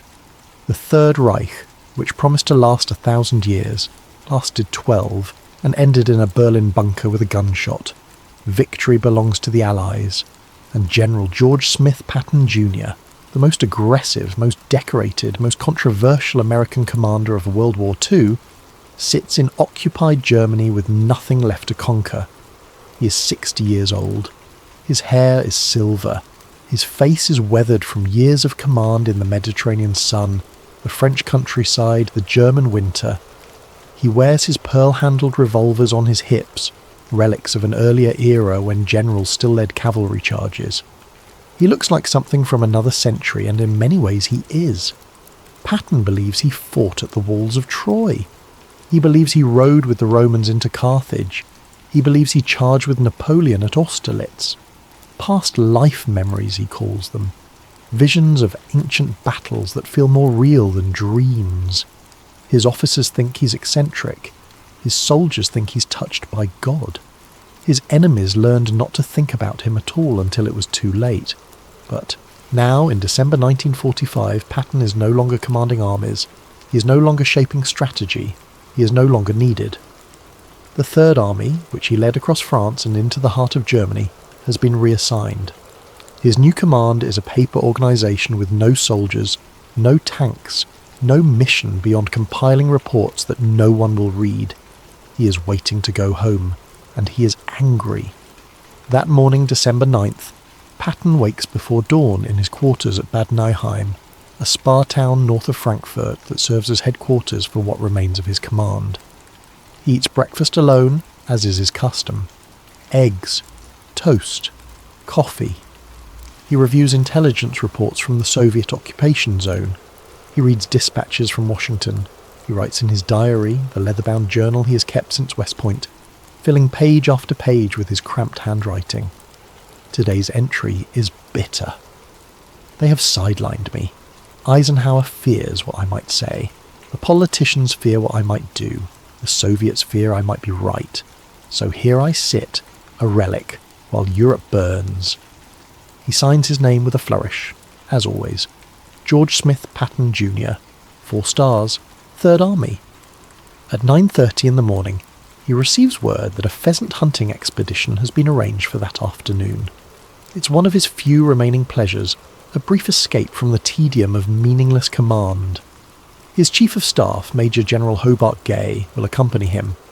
They'll take one of the staff cars, drive south toward Mannheim, spend a few hours in the countryside. It should be routine. At 11 o'clock, Patton descends the stairs of his headquarters building. His boots echo on the marble floors. Officers snap to attention as he passes. He returns their salutes mechanically, his mind already elsewhere, already planning the afternoon hunt, already thinking about the estate where the pheasants run wild. Outside, a Cadillac Model 75 sedan waits. Black paint, chrome trim, the kind of vehicle befitting a general officer. The driver stands beside it, a young private first class who has been assigned to Patton's detail for less than 2 weeks. This is the first irregularity.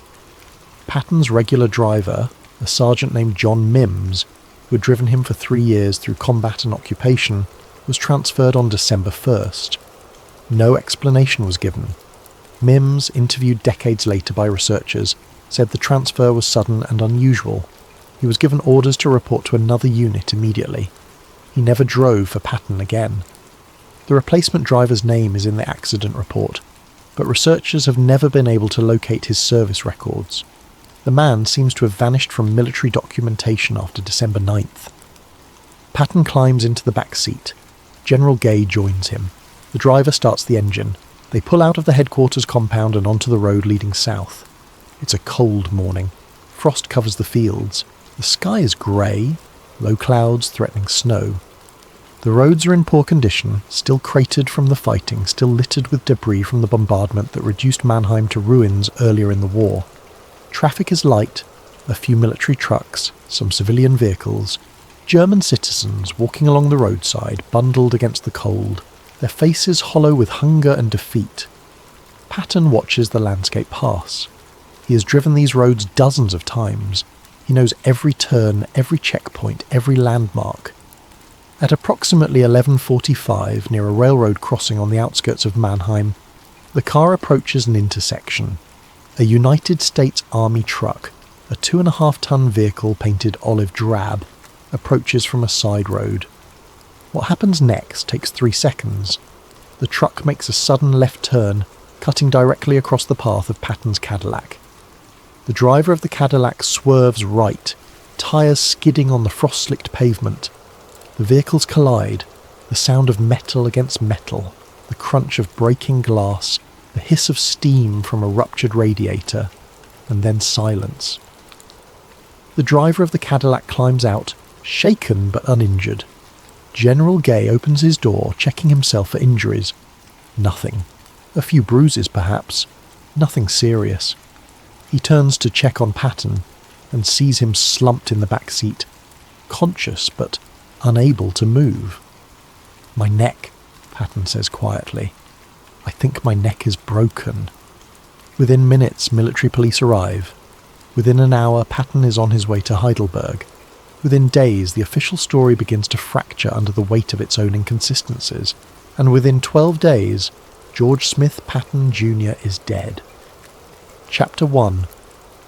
The General Who Became a Problem. To understand why conspiracy theories surround Patton's death, you have to understand who Patton was in the final months of his life, and more importantly, what he represented to the emerging Cold War order. George Smith Patton Jr. was never meant for peacetime. He was born into a military family in California in 1885. His grandfather fought for the Confederacy. His father was a politician. Young George grew up hearing stories of cavalry charges and desperate last stands, of honour and glory and the warrior's code. He attended the Virginia Military Institute, then West Point. He competed in the Stockholm Olympics in 1912, finishing 5th in the modern pentathlon. He served under General John Pershing in Mexico, chasing Pancho Villa through the desert. He commanded tanks in World War I, was wounded in combat, came home with a chest full of medals and a reputation as a fighter. Between the wars, he studied. He read military history obsessively. Caesar, Alexander, Hannibal, Frederick the Great, Napoleon. He believed war was an art form, that great commanders were born, not made, that destiny selected certain men for greatness. He believed he was one of those men. When World War II came, Patton was ready. He commanded American forces in North Africa, in Sicily, in France. His Third Army swept across Europe faster than anyone thought possible. His tactics were aggressive, sometimes reckless. He believed in speed and shock and overwhelming force. He believed hesitation killed more soldiers than enemy fire. His methods worked. The Germans feared him more than any other Allied commander. They repositioned entire divisions based on intelligence about Patton's location. They assumed wherever Patton was, the main attack would follow. Often, they were right. But Patton was more than just a brilliant tactician. He was also politically tone-deaf, personally abrasive, and constitutionally incapable of diplomacy. He slapped shell-shocked soldiers in field hospitals, calling them cowards. He gave speeches praising the fighting spirit of the German army. He made jokes about the Holocaust that appalled other officers. He criticised Allied strategy in press conferences. He feuded with British commanders. He defied orders when he thought they were stupid. Eisenhower protected him during the war because Patton won battles. But when the war ended, Patton became expendable. More than that, he became dangerous. Because Patton refused to accept the post-war order. May 8th, 1945. Germany surrenders unconditionally. The war in Europe is over. Allied leaders meet in Potsdam to negotiate the peace.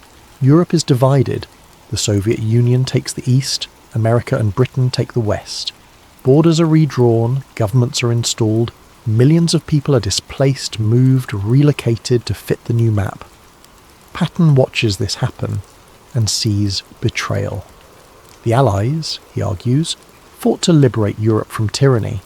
Now they're handing half of Europe to Stalin, a dictator as brutal as Hitler, a regime as totalitarian as the Nazis.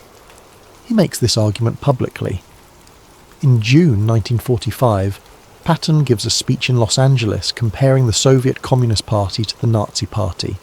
He calls both totalitarian threats to freedom. He suggests the Allies defeated the wrong enemy, that Germany should have been turned against the Soviet Union instead of being destroyed. The backlash is immediate. Politicians demand his resignation. Newspapers condemn him. The War Department issues official reprimands. President Truman, already dealing with the complexities of Soviet relations, is furious. Eisenhower summons Patton to his headquarters. The meeting does not go well. Eisenhower and Patton were friends once. They rose through the ranks together, served together between the wars, understood each other. But the war changed them both. Eisenhower became a political general, a coalition builder, a man who understood that winning the peace required compromise and patience. Patton remained a warrior who believed wars should be fought without hesitation and won without apology. In Eisenhower's office, Patton is told his public statements are unacceptable. He is ordered to stop criticising Soviet policy. He is warned that further incidents will result in his removal from command. Patton argues back. He presents intelligence reports about Soviet violations of ceasefire agreements. He describes forced population transfers, summary executions, political purges. He insists someone needs to tell the American people what's happening in occupied Europe. Eisenhower tells him that someone is not going to be Patton. The conversation ends badly. Within weeks, Patton is relieved of command of the Third Army and reassigned to the 15th Army, a paper organisation with no operational role. His job now is to compile lessons learned from the European campaign, to write reports analysing tactics and strategy for future military planners. It's a desk job. To a man like Patton, it's worse than death. Internal War Department memos from this period reveal the thinking behind the reassignment. One memo describes Patton as politically dangerous and increasingly uncontrollable. Another warns that Patton's celebrity status among soldiers and veterans makes him a potential political threat to current foreign policy initiatives. A third memo, written by a senior intelligence officer, suggests that Patton's return to the United States should be delayed indefinitely to prevent him from influencing public opinion regarding Soviet intentions. These memos were classified for decades. When they were finally released under Freedom of Information Act requests in the 1980s, they revealed something important. By October 1945, senior American officials viewed Patton not as an asset but as a liability, and they were actively working to neutralise him. Chapter 2. The Diaries and the Warnings. General Patton kept meticulous diaries throughout his military career. These weren't casual journals. They were detailed historical records, written in his own hand, documenting everything from tactical decisions to personal reflections. He wrote almost every day, sometimes for hours, filling leather-bound volumes with his cramped, precise handwriting. He believed history would vindicate him. He wanted his perspective preserved for future generations.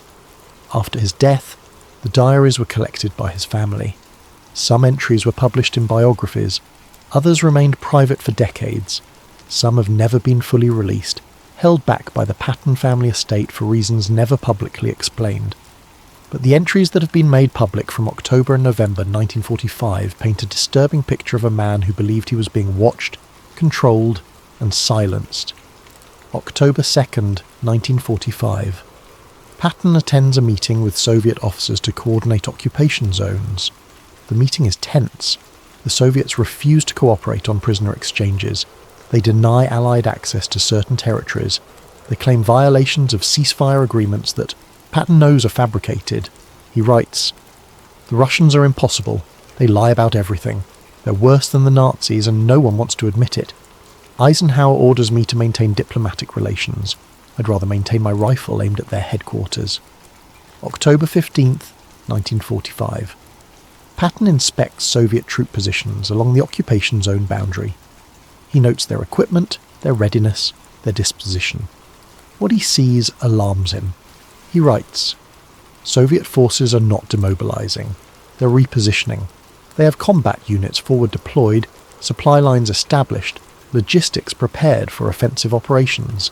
If we have to fight them, and I believe we will, we should do it now while our armies are still here, still equipped, still ready.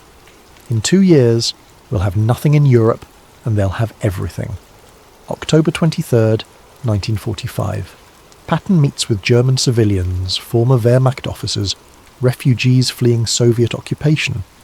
They tell him stories of mass arrests, forced labour, summary executions, entire villages emptied. He writes, "We promised these people freedom. We told them we were liberating them from tyranny. Now we're handing them to Stalin, who is every bit as brutal as Hitler. The only difference is Stalin is our ally, so we pretend not to see what he's doing. History will judge us harshly for this betrayal." October 31st, 1945. Patton submits a request for extended leave to return to the United States. He wants to visit family, rest, recover from years of combat command. He also wants to speak freely, away from military censorship about what he's witnessed in Europe. The request is denied by the War Department. No explanation is provided. He writes, "They want me here where they can watch me, where they can control what I say, where I can't reach the American people. I understand their game now." November 7th, 1945. Patton has lunch with a journalist from the New York Herald Tribune. The interview is supposed to be off the record, a background briefing about post-war Europe. Patton speaks candidly about Soviet intentions, about Allied failures, about the need for American military readiness. 2 days later, the journalist contacts Patton. The interview has been killed by editors. Someone from the War Department called the newspaper and asked that the story not run. The journalist is apologetic but clear. The article will not be published. Patton writes, "Even the press is controlled now. The truth is too dangerous for the American people to hear. They want everyone to believe we won the war, and everything is fine now. But nothing is fine. Everything we fought for is being given away, and anyone who points this out is silenced." November the 19th, 1945. Patton receives notice that his security detail is being changed. His regular driver, his aides, his bodyguards, men who have served with him for years are being reassigned. New personnel are being assigned to replace them. The official reason is routine rotation of personnel. Patton doesn't believe it. He writes, "They're putting watchers around me, new people who report to someone else. I recognise the pattern. I've used it myself in our intelligence operations. When you want to monitor someone, you put your own people next to them. I'm being treated like a security threat in my own command." November 25th, 1945. Patton's wife, Beatrice, writes him from the United States. She's worried about him. His letters have become dark, paranoid. He writes about being watched, about feeling trapped. She asks if he's well. He writes back, but his response never makes it into his diary. Later, Beatrice told biographers that Patton's letter frightened her. He wrote that he was planning to return home soon, and caused them a lot of trouble. He wrote that he intended to speak publicly about Soviet aggression and Allied failures. He wrote that he knew this would end his military career, but he didn't care anymore. He wrote, "Some fights are worth the cost." December 1st, 1945. Patton's regular driver, Sergeant John Mims, is abruptly transferred to another unit. Mims has driven Patton for 3 years through North Africa, Sicily, France, Germany. He knows Patton's habits, his routes, his preferences. He's loyal, competent, trusted. The transfer happens overnight. Mims is given orders to report immediately to a quartermaster unit in Belgium. He's not allowed to say goodbye to Patton. A new driver is assigned, a young private first class who's been in the European theatre for less than 3 months. Patton writes, "Even my driver is replaced now. They're not even being subtle about it anymore." This is Patton's last diary entry. 8 days later, he's in the car accident. Chapter 3.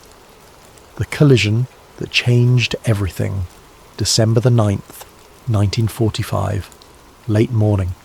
General Patton's Cadillac sedan leaves his headquarters in Bad Nauheim at approximately 1100 hours. The sky is overcast, threatening snow. Temperature is just above freezing. The roads are slick with frost but passable. Patton sits in the back seat. He's dressed in his uniform, wearing his leather jacket against the cold. His pearl-handled revolvers are on his hips. He carries a walking stick, an affectation from his days of cavalry service. Major General Hobart Gay sits beside him. Gay has served as Patton's chief of staff throughout the war. He's one of Patton's few remaining friends in the High Command, one of the few officers who still speaks to him regularly after his controversial statements. The new driver, whose name appears in the accident report as Private First Class Horace Woodring, sits behind the wheel. He's nervous. He's only driven for Patton a handful of times. He's not familiar with the general's preferences, his habits, his routes. The drive should take less than an hour. They follow the main road south from Bad Nauheim, through small German towns still recovering from the war. Mannheim was one of the most heavily bombed cities in Germany. The RAF and American 8th Air Force dropped thousands of tons of explosives on its industrial districts. Much of the city centre was destroyed. Rebuilding has barely begun. The roads through Mannheim are in poor condition. Craters from bombs, debris from collapsed buildings. Some streets are still blocked entirely, forcing detours through unfamiliar routes. At 11:43, according to the accident report, Patton's Cadillac approaches a railroad crossing on the outskirts of Mannheim. The area is semi-rural, factories mixed with farmland. Traffic is light. A United States Army truck, identified in the report as a GMC 2.5-ton cargo vehicle, approaches from a side road on the left. According to the truck driver's statement, taken by military police at the scene, he did not see the Cadillac approaching. He claimed the sun was in his eyes, though the day was overcast. He claimed he was unfamiliar with the intersection, though the road was clearly marked. He claimed he made the turn at normal speed, though witnesses said the truck accelerated suddenly. The Cadillac's driver swerves right to avoid impact. Too late. The vehicles collide at the intersection. Now here's where the official story begins to fall apart. The collision is low speed. The Cadillac is travelling approximately 35 miles per hour. The truck is travelling approximately 15 miles per hour. The impact is glancing, not head-on. The Cadillac's front passenger side strikes the truck's rear cargo area. The damage is minor. The Cadillac's front bumper is bent. The headlight is broken. The hood is dented. The truck's rear panel is scraped but intact. Both vehicles remain operational. The Cadillac's driver, Private First Class Woodring, is uninjured. He has a small bruise on his hand from the steering wheel. Nothing else. Major General Gay is uninjured. He experiences momentary shock from the impact, but suffers no physical trauma. The truck driver is uninjured. He climbs out of his cab without assistance. General Patton, sitting in the back seat of the Cadillac, suffers catastrophic injuries. According to the initial medical assessment, Patton was thrown forward in the collision. His head struck a metal partition or support structure in the car's interior. The impact caused acute cervical spine trauma, specifically a comminuted fracture of the third cervical vertebra and a vertical fracture of the fourth cervical vertebra. The injury results in immediate complete paralysis from the neck down. Multiple forensic analysts who examined the case decades later noted severe inconsistencies with this explanation. First, the injury pattern. A forward impact of the type described should cause predictable trauma. Facial injuries, chest contusions, possibly head trauma. The passenger would hit the seat in front of them, the back of the driver's seat, which is padded. Instead, Patton sustained a precise cervical fracture with no facial injuries, no chest trauma, no head contusions. Second, the biomechanics. For Patton to strike the partition with enough force to fracture his cervical spine, he would need to be travelling at significant speed relative to the car's interior.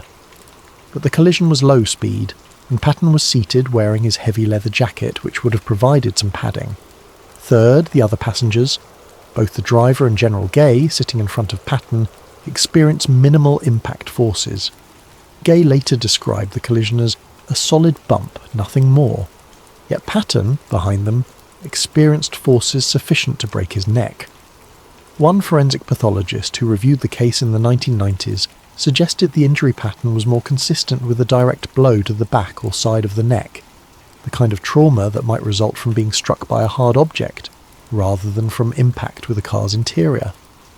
Another analyst noted that the specific fracture pattern, comminuted fracture of cervical 3, vertical fracture of cervical 4, is relatively rare in motor vehicle accidents, but more common in cases of direct trauma to the posterior neck.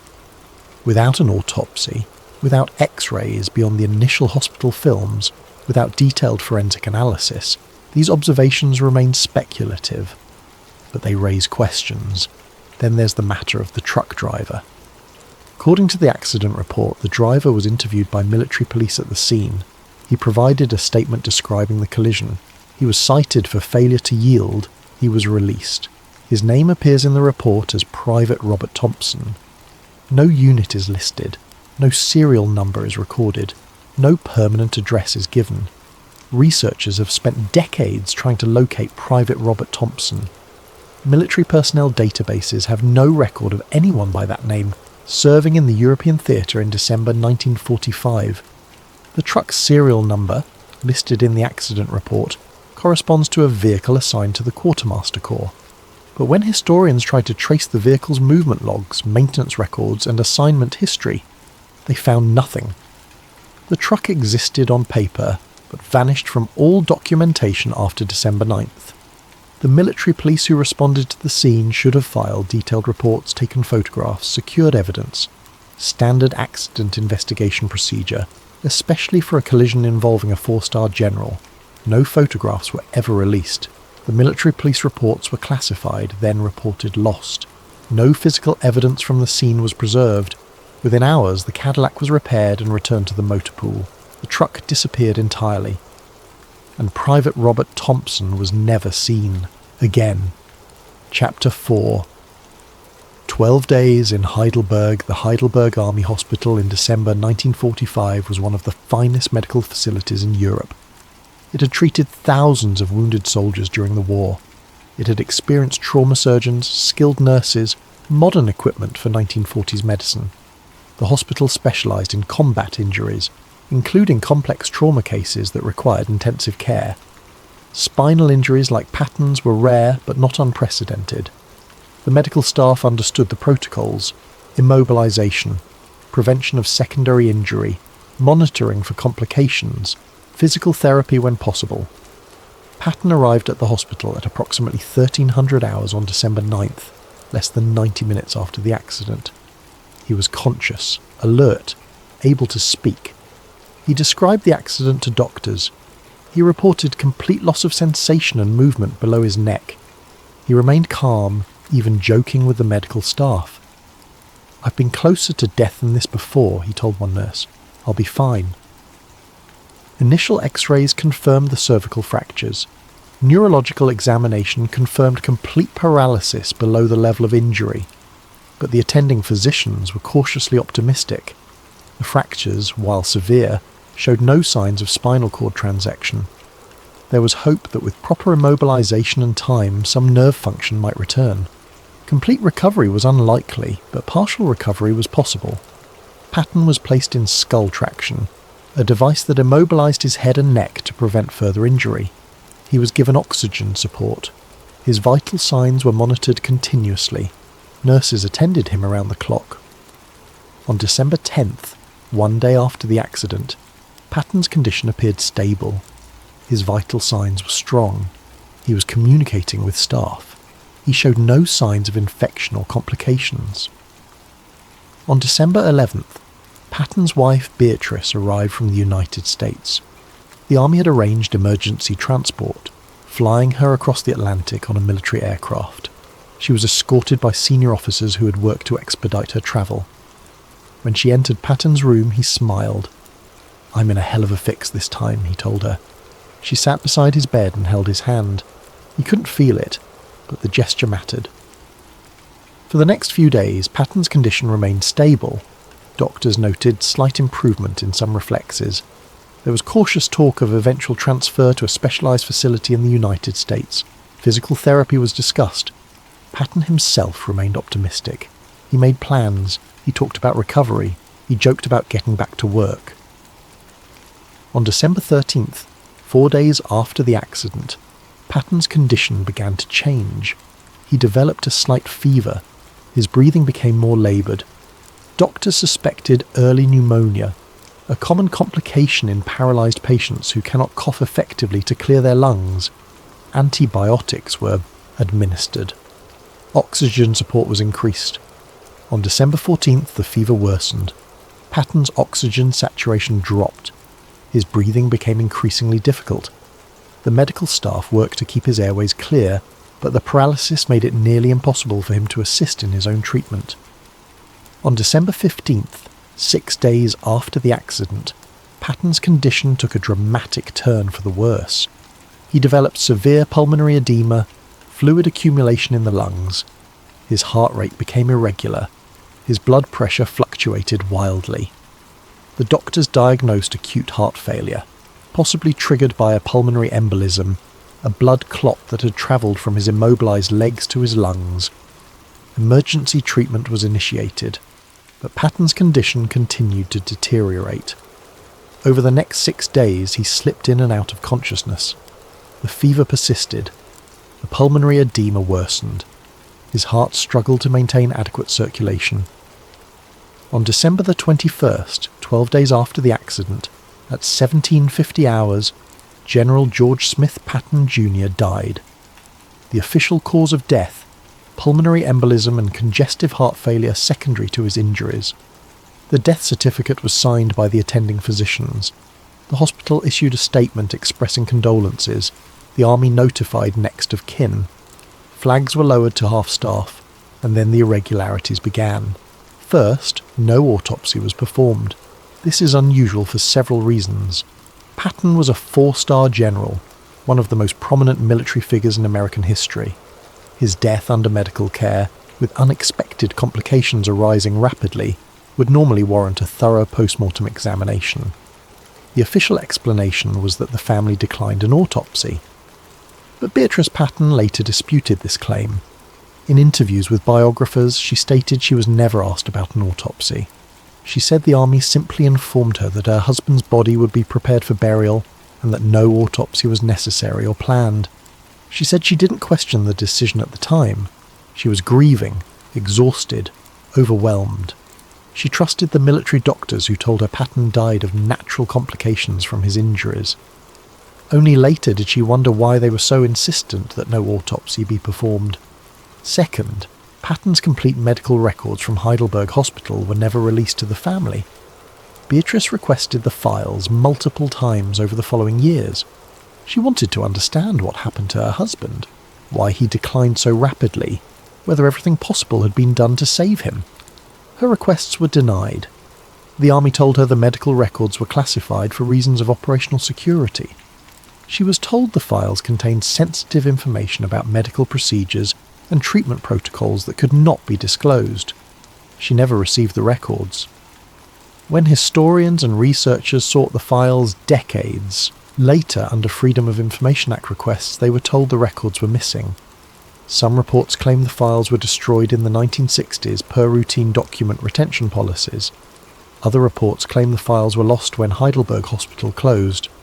Still other reports claim the files are held in classified archives but remain restricted. No one has seen Patton's complete medical records since December 1945. Third, several members of the medical staff who treated Patton were transferred shortly after his death. One surgeon was reassigned to a hospital in Japan. A nurse was transferred to a facility in England. The hospital administrator retired from military service within weeks of Patton's death. When researchers tried to interview these individuals in later years, most declined to participate. Some claimed they couldn't remember details of Patton's case. Others said they were bound by military confidentiality, even decades later. One physician agreed to an interview but died before it could be conducted. One nurse who worked in Heidelberg Hospital during December 1945 gave a brief interview to a researcher in 1976. She described unusual activity in the days before Patton died. She mentioned restricted access to Patton's room. She said only certain staff members were allowed to enter. She described visitors who came late at night, men in military uniforms who weren't logged in the visitor registry. She mentioned medical procedures that weren't part of standard treatment protocols. She said Patton received injections she didn't recognise, medications that weren't listed on his chart. When the researcher pressed for details, the nurse became vague and uncomfortable. She ended the interview abruptly and refused further contact. She died 2 years later. No additional interviews were ever conducted. Fourth, the timeline of Patton's decline doesn't match typical post-injury progression. Spinal injury patients certainly face complications. Pneumonia is common because paralysed patients cannot clear their lungs effectively. Blood clots are common because immobilised patients cannot move their limbs. Heart failure can occur due to the stress of injury and prolonged bed rest. But the speed and severity of Patton's decline struck some medical experts as unusual. One pulmonologist who reviewed the case in the 1980s noted that Patton went from stable and communicative to critical and dying in less than a week. While complications can arise quickly, the progression described in the available documentation seemed unusually rapid for a patient receiving intensive care in a modern facility. Another physician, a toxicologist, reviewed the symptoms described in newspaper reports from December 1945. Sudden pulmonary edema, cardiac arrhythmia, rapid deterioration. He noted these symptoms could result from injury complications, but they could also result from certain poisonous substances. Specifically, he mentioned digitalis toxicity, which causes cardiac complications and pulmonary edema, and would be difficult to detect without specific toxicology screening. Without an autopsy, without tissue samples, without toxicology analysis, there's no way to confirm or deny such theories. But the possibility exists, and that possibility, combined with all the other irregularities, fuels the conspiracy theory that Patton didn't die from his injuries. He was killed. Chapter 5. The OSS operative's confession. For more than 30 years, the official narrative of Patton's death remained unchallenged. Tragic accident, medical complications, natural death given his injuries. Historians wrote biographies portraying Patton as a brilliant but troubled commander whose life ended in unfortunate circumstances. Filmmakers made movies celebrating his military genius while depicting his death as a sad footnote to a legendary career. His death was accepted as tragic but unremarkable. And then, in 1979, everything changed. An 84-year-old man named Douglas DeWitt Bazata walked into the office of a military historian working on a book about the Office of Strategic Services. Bazata said he had information about General Patton's death, information that had been classified for more than 3 decades, information that, if true, would rewrite history. Douglas Bazata was not a conspiracy theorist. He was not a fringe figure seeking attention. He was a legitimate war hero, with verifiable credentials and a documented history of service in America's wartime intelligence apparatus. Born in 1911, Bazata grew up in Pennsylvania and joined the Marine Corps in the early 1930s. He served in various capacities until the outbreak of World War II, when he was recruited by the OSS, the Office of Strategic Services, America's wartime intelligence agency. The OSS conducted some of the most sensitive operations of the war: espionage, sabotage, assassination, support for resistance movements, operations that couldn't be acknowledged publicly and whose details remain classified even today. Bazata operated behind enemy lines in occupied Europe. He conducted sabotage operations against Nazi infrastructure. He organised partisan resistance networks. He gathered intelligence that helped Allied forces plan operations. His service record is documented in declassified OSS files. His decorations include the Silver Star, the Legion of Merit, and various foreign awards from governments he aided during the war. He was not a man prone to fantasy or fabrication, and he said he had killed George Patton, not personally, not directly, but as part of an operation ordered by senior American intelligence officials. According to Bazata, in late November 1945, he was approached by a high-ranking OSS officer. Bazata declined to name this officer publicly, saying only that he held a senior position in intelligence operations and had authority to order field operations without political oversight. The officer told Bazata that General Patton had become a problem. Patton's public criticisms of Soviet policy were undermining Allied unity at a crucial moment. The Cold War was beginning. The Yalta Conference had established a delicate balance between the United States and Soviet Union. American intelligence agencies were working to establish networks in Eastern Europe, networks that required Soviet cooperation, or at least Soviet tolerance. Patton's rhetoric threatened all of it. His threats to return to the United States and speak publicly about Soviet aggression could turn American public opinion against cooperation with Stalin. His celebrity status among soldiers and veterans gave him a platform that could shape national policy. The officer told Bazata that political leadership had decided Patton needed to be silenced, permanently. Bazata claimed he refused at first. He argued that Patton was right about the Soviets, that someone needed to speak the truth about Soviet intentions. The officer told him this wasn't about truth. It was about stability. It was about maintaining diplomatic relationships long enough to establish American interests in post-war Europe. It was about preventing a premature confrontation with the Soviet Union that America wasn't ready to fight. The officer told him it was a matter of national security, and national security justified any action. Bazata claimed he was not directly involved in arranging the car accident. He said that aspect of the operation was handled by others, specialists in staged accidents and traffic collisions, but he confirmed the accident was not accidental. The truck driver, he said, was an operative, possibly OSS, possibly another agency. The collision was planned and executed as a way to remove Patton without raising suspicions of foul play. But the accident wasn't supposed to kill Patton. It was supposed to injure him seriously enough to prevent him from returning to the United States and speaking publicly. A career-ending injury that would sideline him while appearing accidental. The neck fracture was a bonus, ensuring Patton would never command again. But then Patton started to recover. Within days of the accident, doctors were talking about possible rehabilitation, about eventual transfer to the United States, about Patton potentially regaining some function. That wasn't acceptable. According to Bazata, the decision was made to finish the operation in the hospital. He claimed he was part of a team that had access to Heidelberg Hospital. They posed as medical staff or military visitors, they gained access to Patton's room, and they administered a substance that would trigger the complications that killed him. Bazata wouldn't specify what substance was used. He suggested something that would cause cardiac and pulmonary complications consistent with his injuries, something that would be difficult to detect without specific toxicology screening, something that would appear as natural progression of his condition. He said Patton died believing he was succumbing to his injuries, never knowing he was being murdered. Bazata claimed the operation was compartmentalized. Only a handful of people knew the full scope. The operatives involved were told only what they needed to know. Records were destroyed or classified. Witnesses were silenced through transfers, retirement, or more permanent means.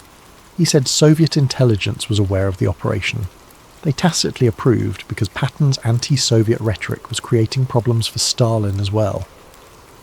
But the Soviets were not directly involved. This was an American operation for American reasons. He said the decision came from senior levels of American intelligence, possibly with approval from political leadership, though he had no direct evidence of White House involvement. He said he had stayed silent for more than 30 years out of loyalty to his country and fear of retaliation against himself and his family. But now, in his 80s, with most of the principals dead, he wanted the truth known. He wanted history to record what actually happened. Bezzata's confession was explosive. The researcher who first interviewed him was sceptical, but as Bezzata provided details, as he named other operations he had participated in, as he described OSS procedures and protocols that matched declassified documents, the researcher began to believe Bezzata was telling the truth, at least telling what he believed to be the truth. The researcher published a book in 1981 that included Bezzata's claims. The book created immediate controversy. Historians dismissed Bezzata as a fabricator. The CIA, successor to the OSS, denied any knowledge of operations targeting Patton. The army reaffirmed that Patton died of natural complications from his accident. But Bezzata didn't recant. In 1984, he attended an OSS Veterans Reunion dinner in Washington, D.C. During the event, he stood and publicly repeated his claims about Patton's death. He told a room full of former intelligence operatives that he had been part of the operation. The room fell silent. No one challenged him. No one confirmed him. But no one laughed either. The silence was telling. Several attendees later told journalists they believed Bezzata might be telling the truth. Others said the story was plausible, given what they knew about OSS operations during the period. Still others said Bezzata was either lying or confused, mixing real operations with imagined ones. Douglas Bezzata died in 1999 at age 88, maintaining his story until the end. To this day, no evidence has emerged to definitively prove or disprove his claims. But the fact that a legitimate OSS operative with a documented service record made such specific allegations has kept the conspiracy theory alive. Chapter 6.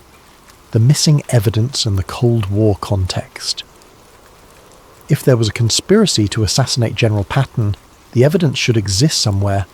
Intelligence agencies, even when conducting illegal operations, maintain records, operational plans, mission reports, personnel assignments, financial records, after-action reviews.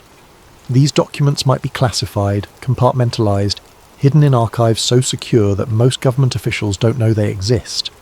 But they exist. So researchers have been searching for decades. What they've found is a pattern of systematic absence. Every document that might confirm or disprove the assassination theory is either missing, destroyed, or classified beyond reach. Patton's medical records, missing. The accident investigation report, classified, then lost.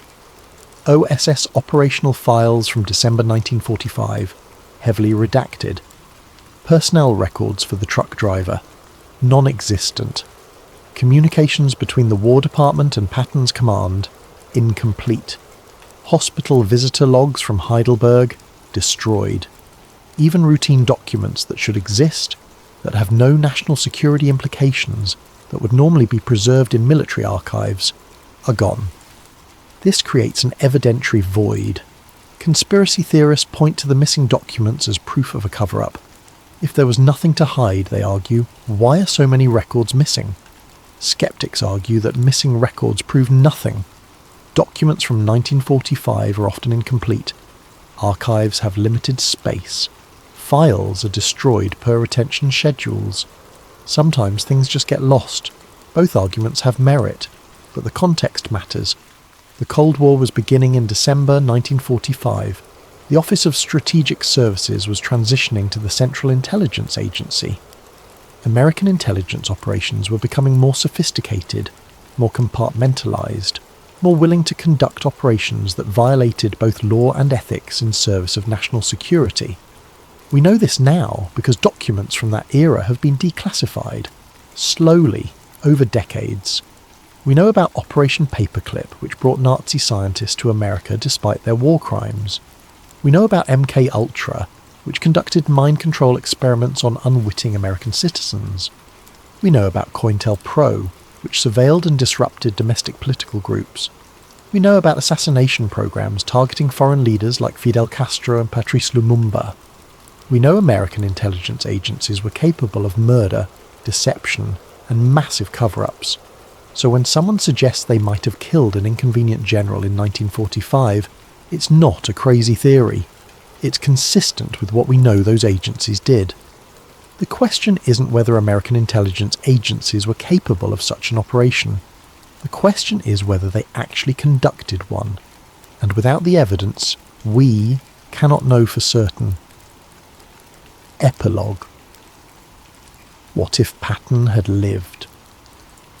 The final question haunts every discussion of Patton's death. What if he had survived? What if the accident had been less severe? What if he had recovered? What if he had returned to the United States? Would George Patton have become a political figure? Would he have run for office, bringing his celebrity status and military reputation into the political arena? Would he have testified before Congress about Soviet violations of the Yalta Agreements, about forced population transfers, about political purges in Eastern Europe? Would he have written a book exposing what he viewed as Allied betrayals of the peoples we claim to liberate? Would he have shaped public opinion about the emerging Cold War? We'll never know. But the fact that we ask these questions reveals something important. Patton mattered. His voice mattered. His perspective, right or wrong, represented a viewpoint that vanished from American discourse after December 1945. Some historians argue that Patton's death was fortunate for America. His aggressive stance toward the Soviet Union could have triggered a premature confrontation that would have been catastrophic. The Cold War required careful management, patient containment, strategic diplomacy. Patton would have undermined all of that. Other historians argue that Patton was right, that confronting Soviet expansion immediately, while American forces were still mobilized in Europe, would have prevented decades of Cold War conflict, that his warnings about Stalin were prescient and should have been heeded. Both arguments assume Patton would have had significant influence if he had lived, and maybe that's why he died. The last line Patton wrote in his diary, just days before the accident, reads, "History will prove me right. They just don't want to hear it yet." He never got the chance to make his case. 79 years later, the debate continues. Was his death a tragic accident? A politically convenient outcome that some officials were relieved to see? Or a calculated assassination ordered by intelligence agencies that viewed him as a threat to national security? The files remain classified. The witnesses remain silent. The medical records remain missing. And George Smith Patton Jr. remains buried in Luxembourg, alongside the soldiers he commanded, his warnings unheeded, his voice silenced, his truth lost to history. Unless Douglas Bazata was telling the truth, unless somewhere, in some classified archive, the evidence exists, unless someday someone finds the files that prove what really happened on that December morning in 1945. Until then, we're left with questions, and sometimes the questions we cannot answer reveal more than the questions we can.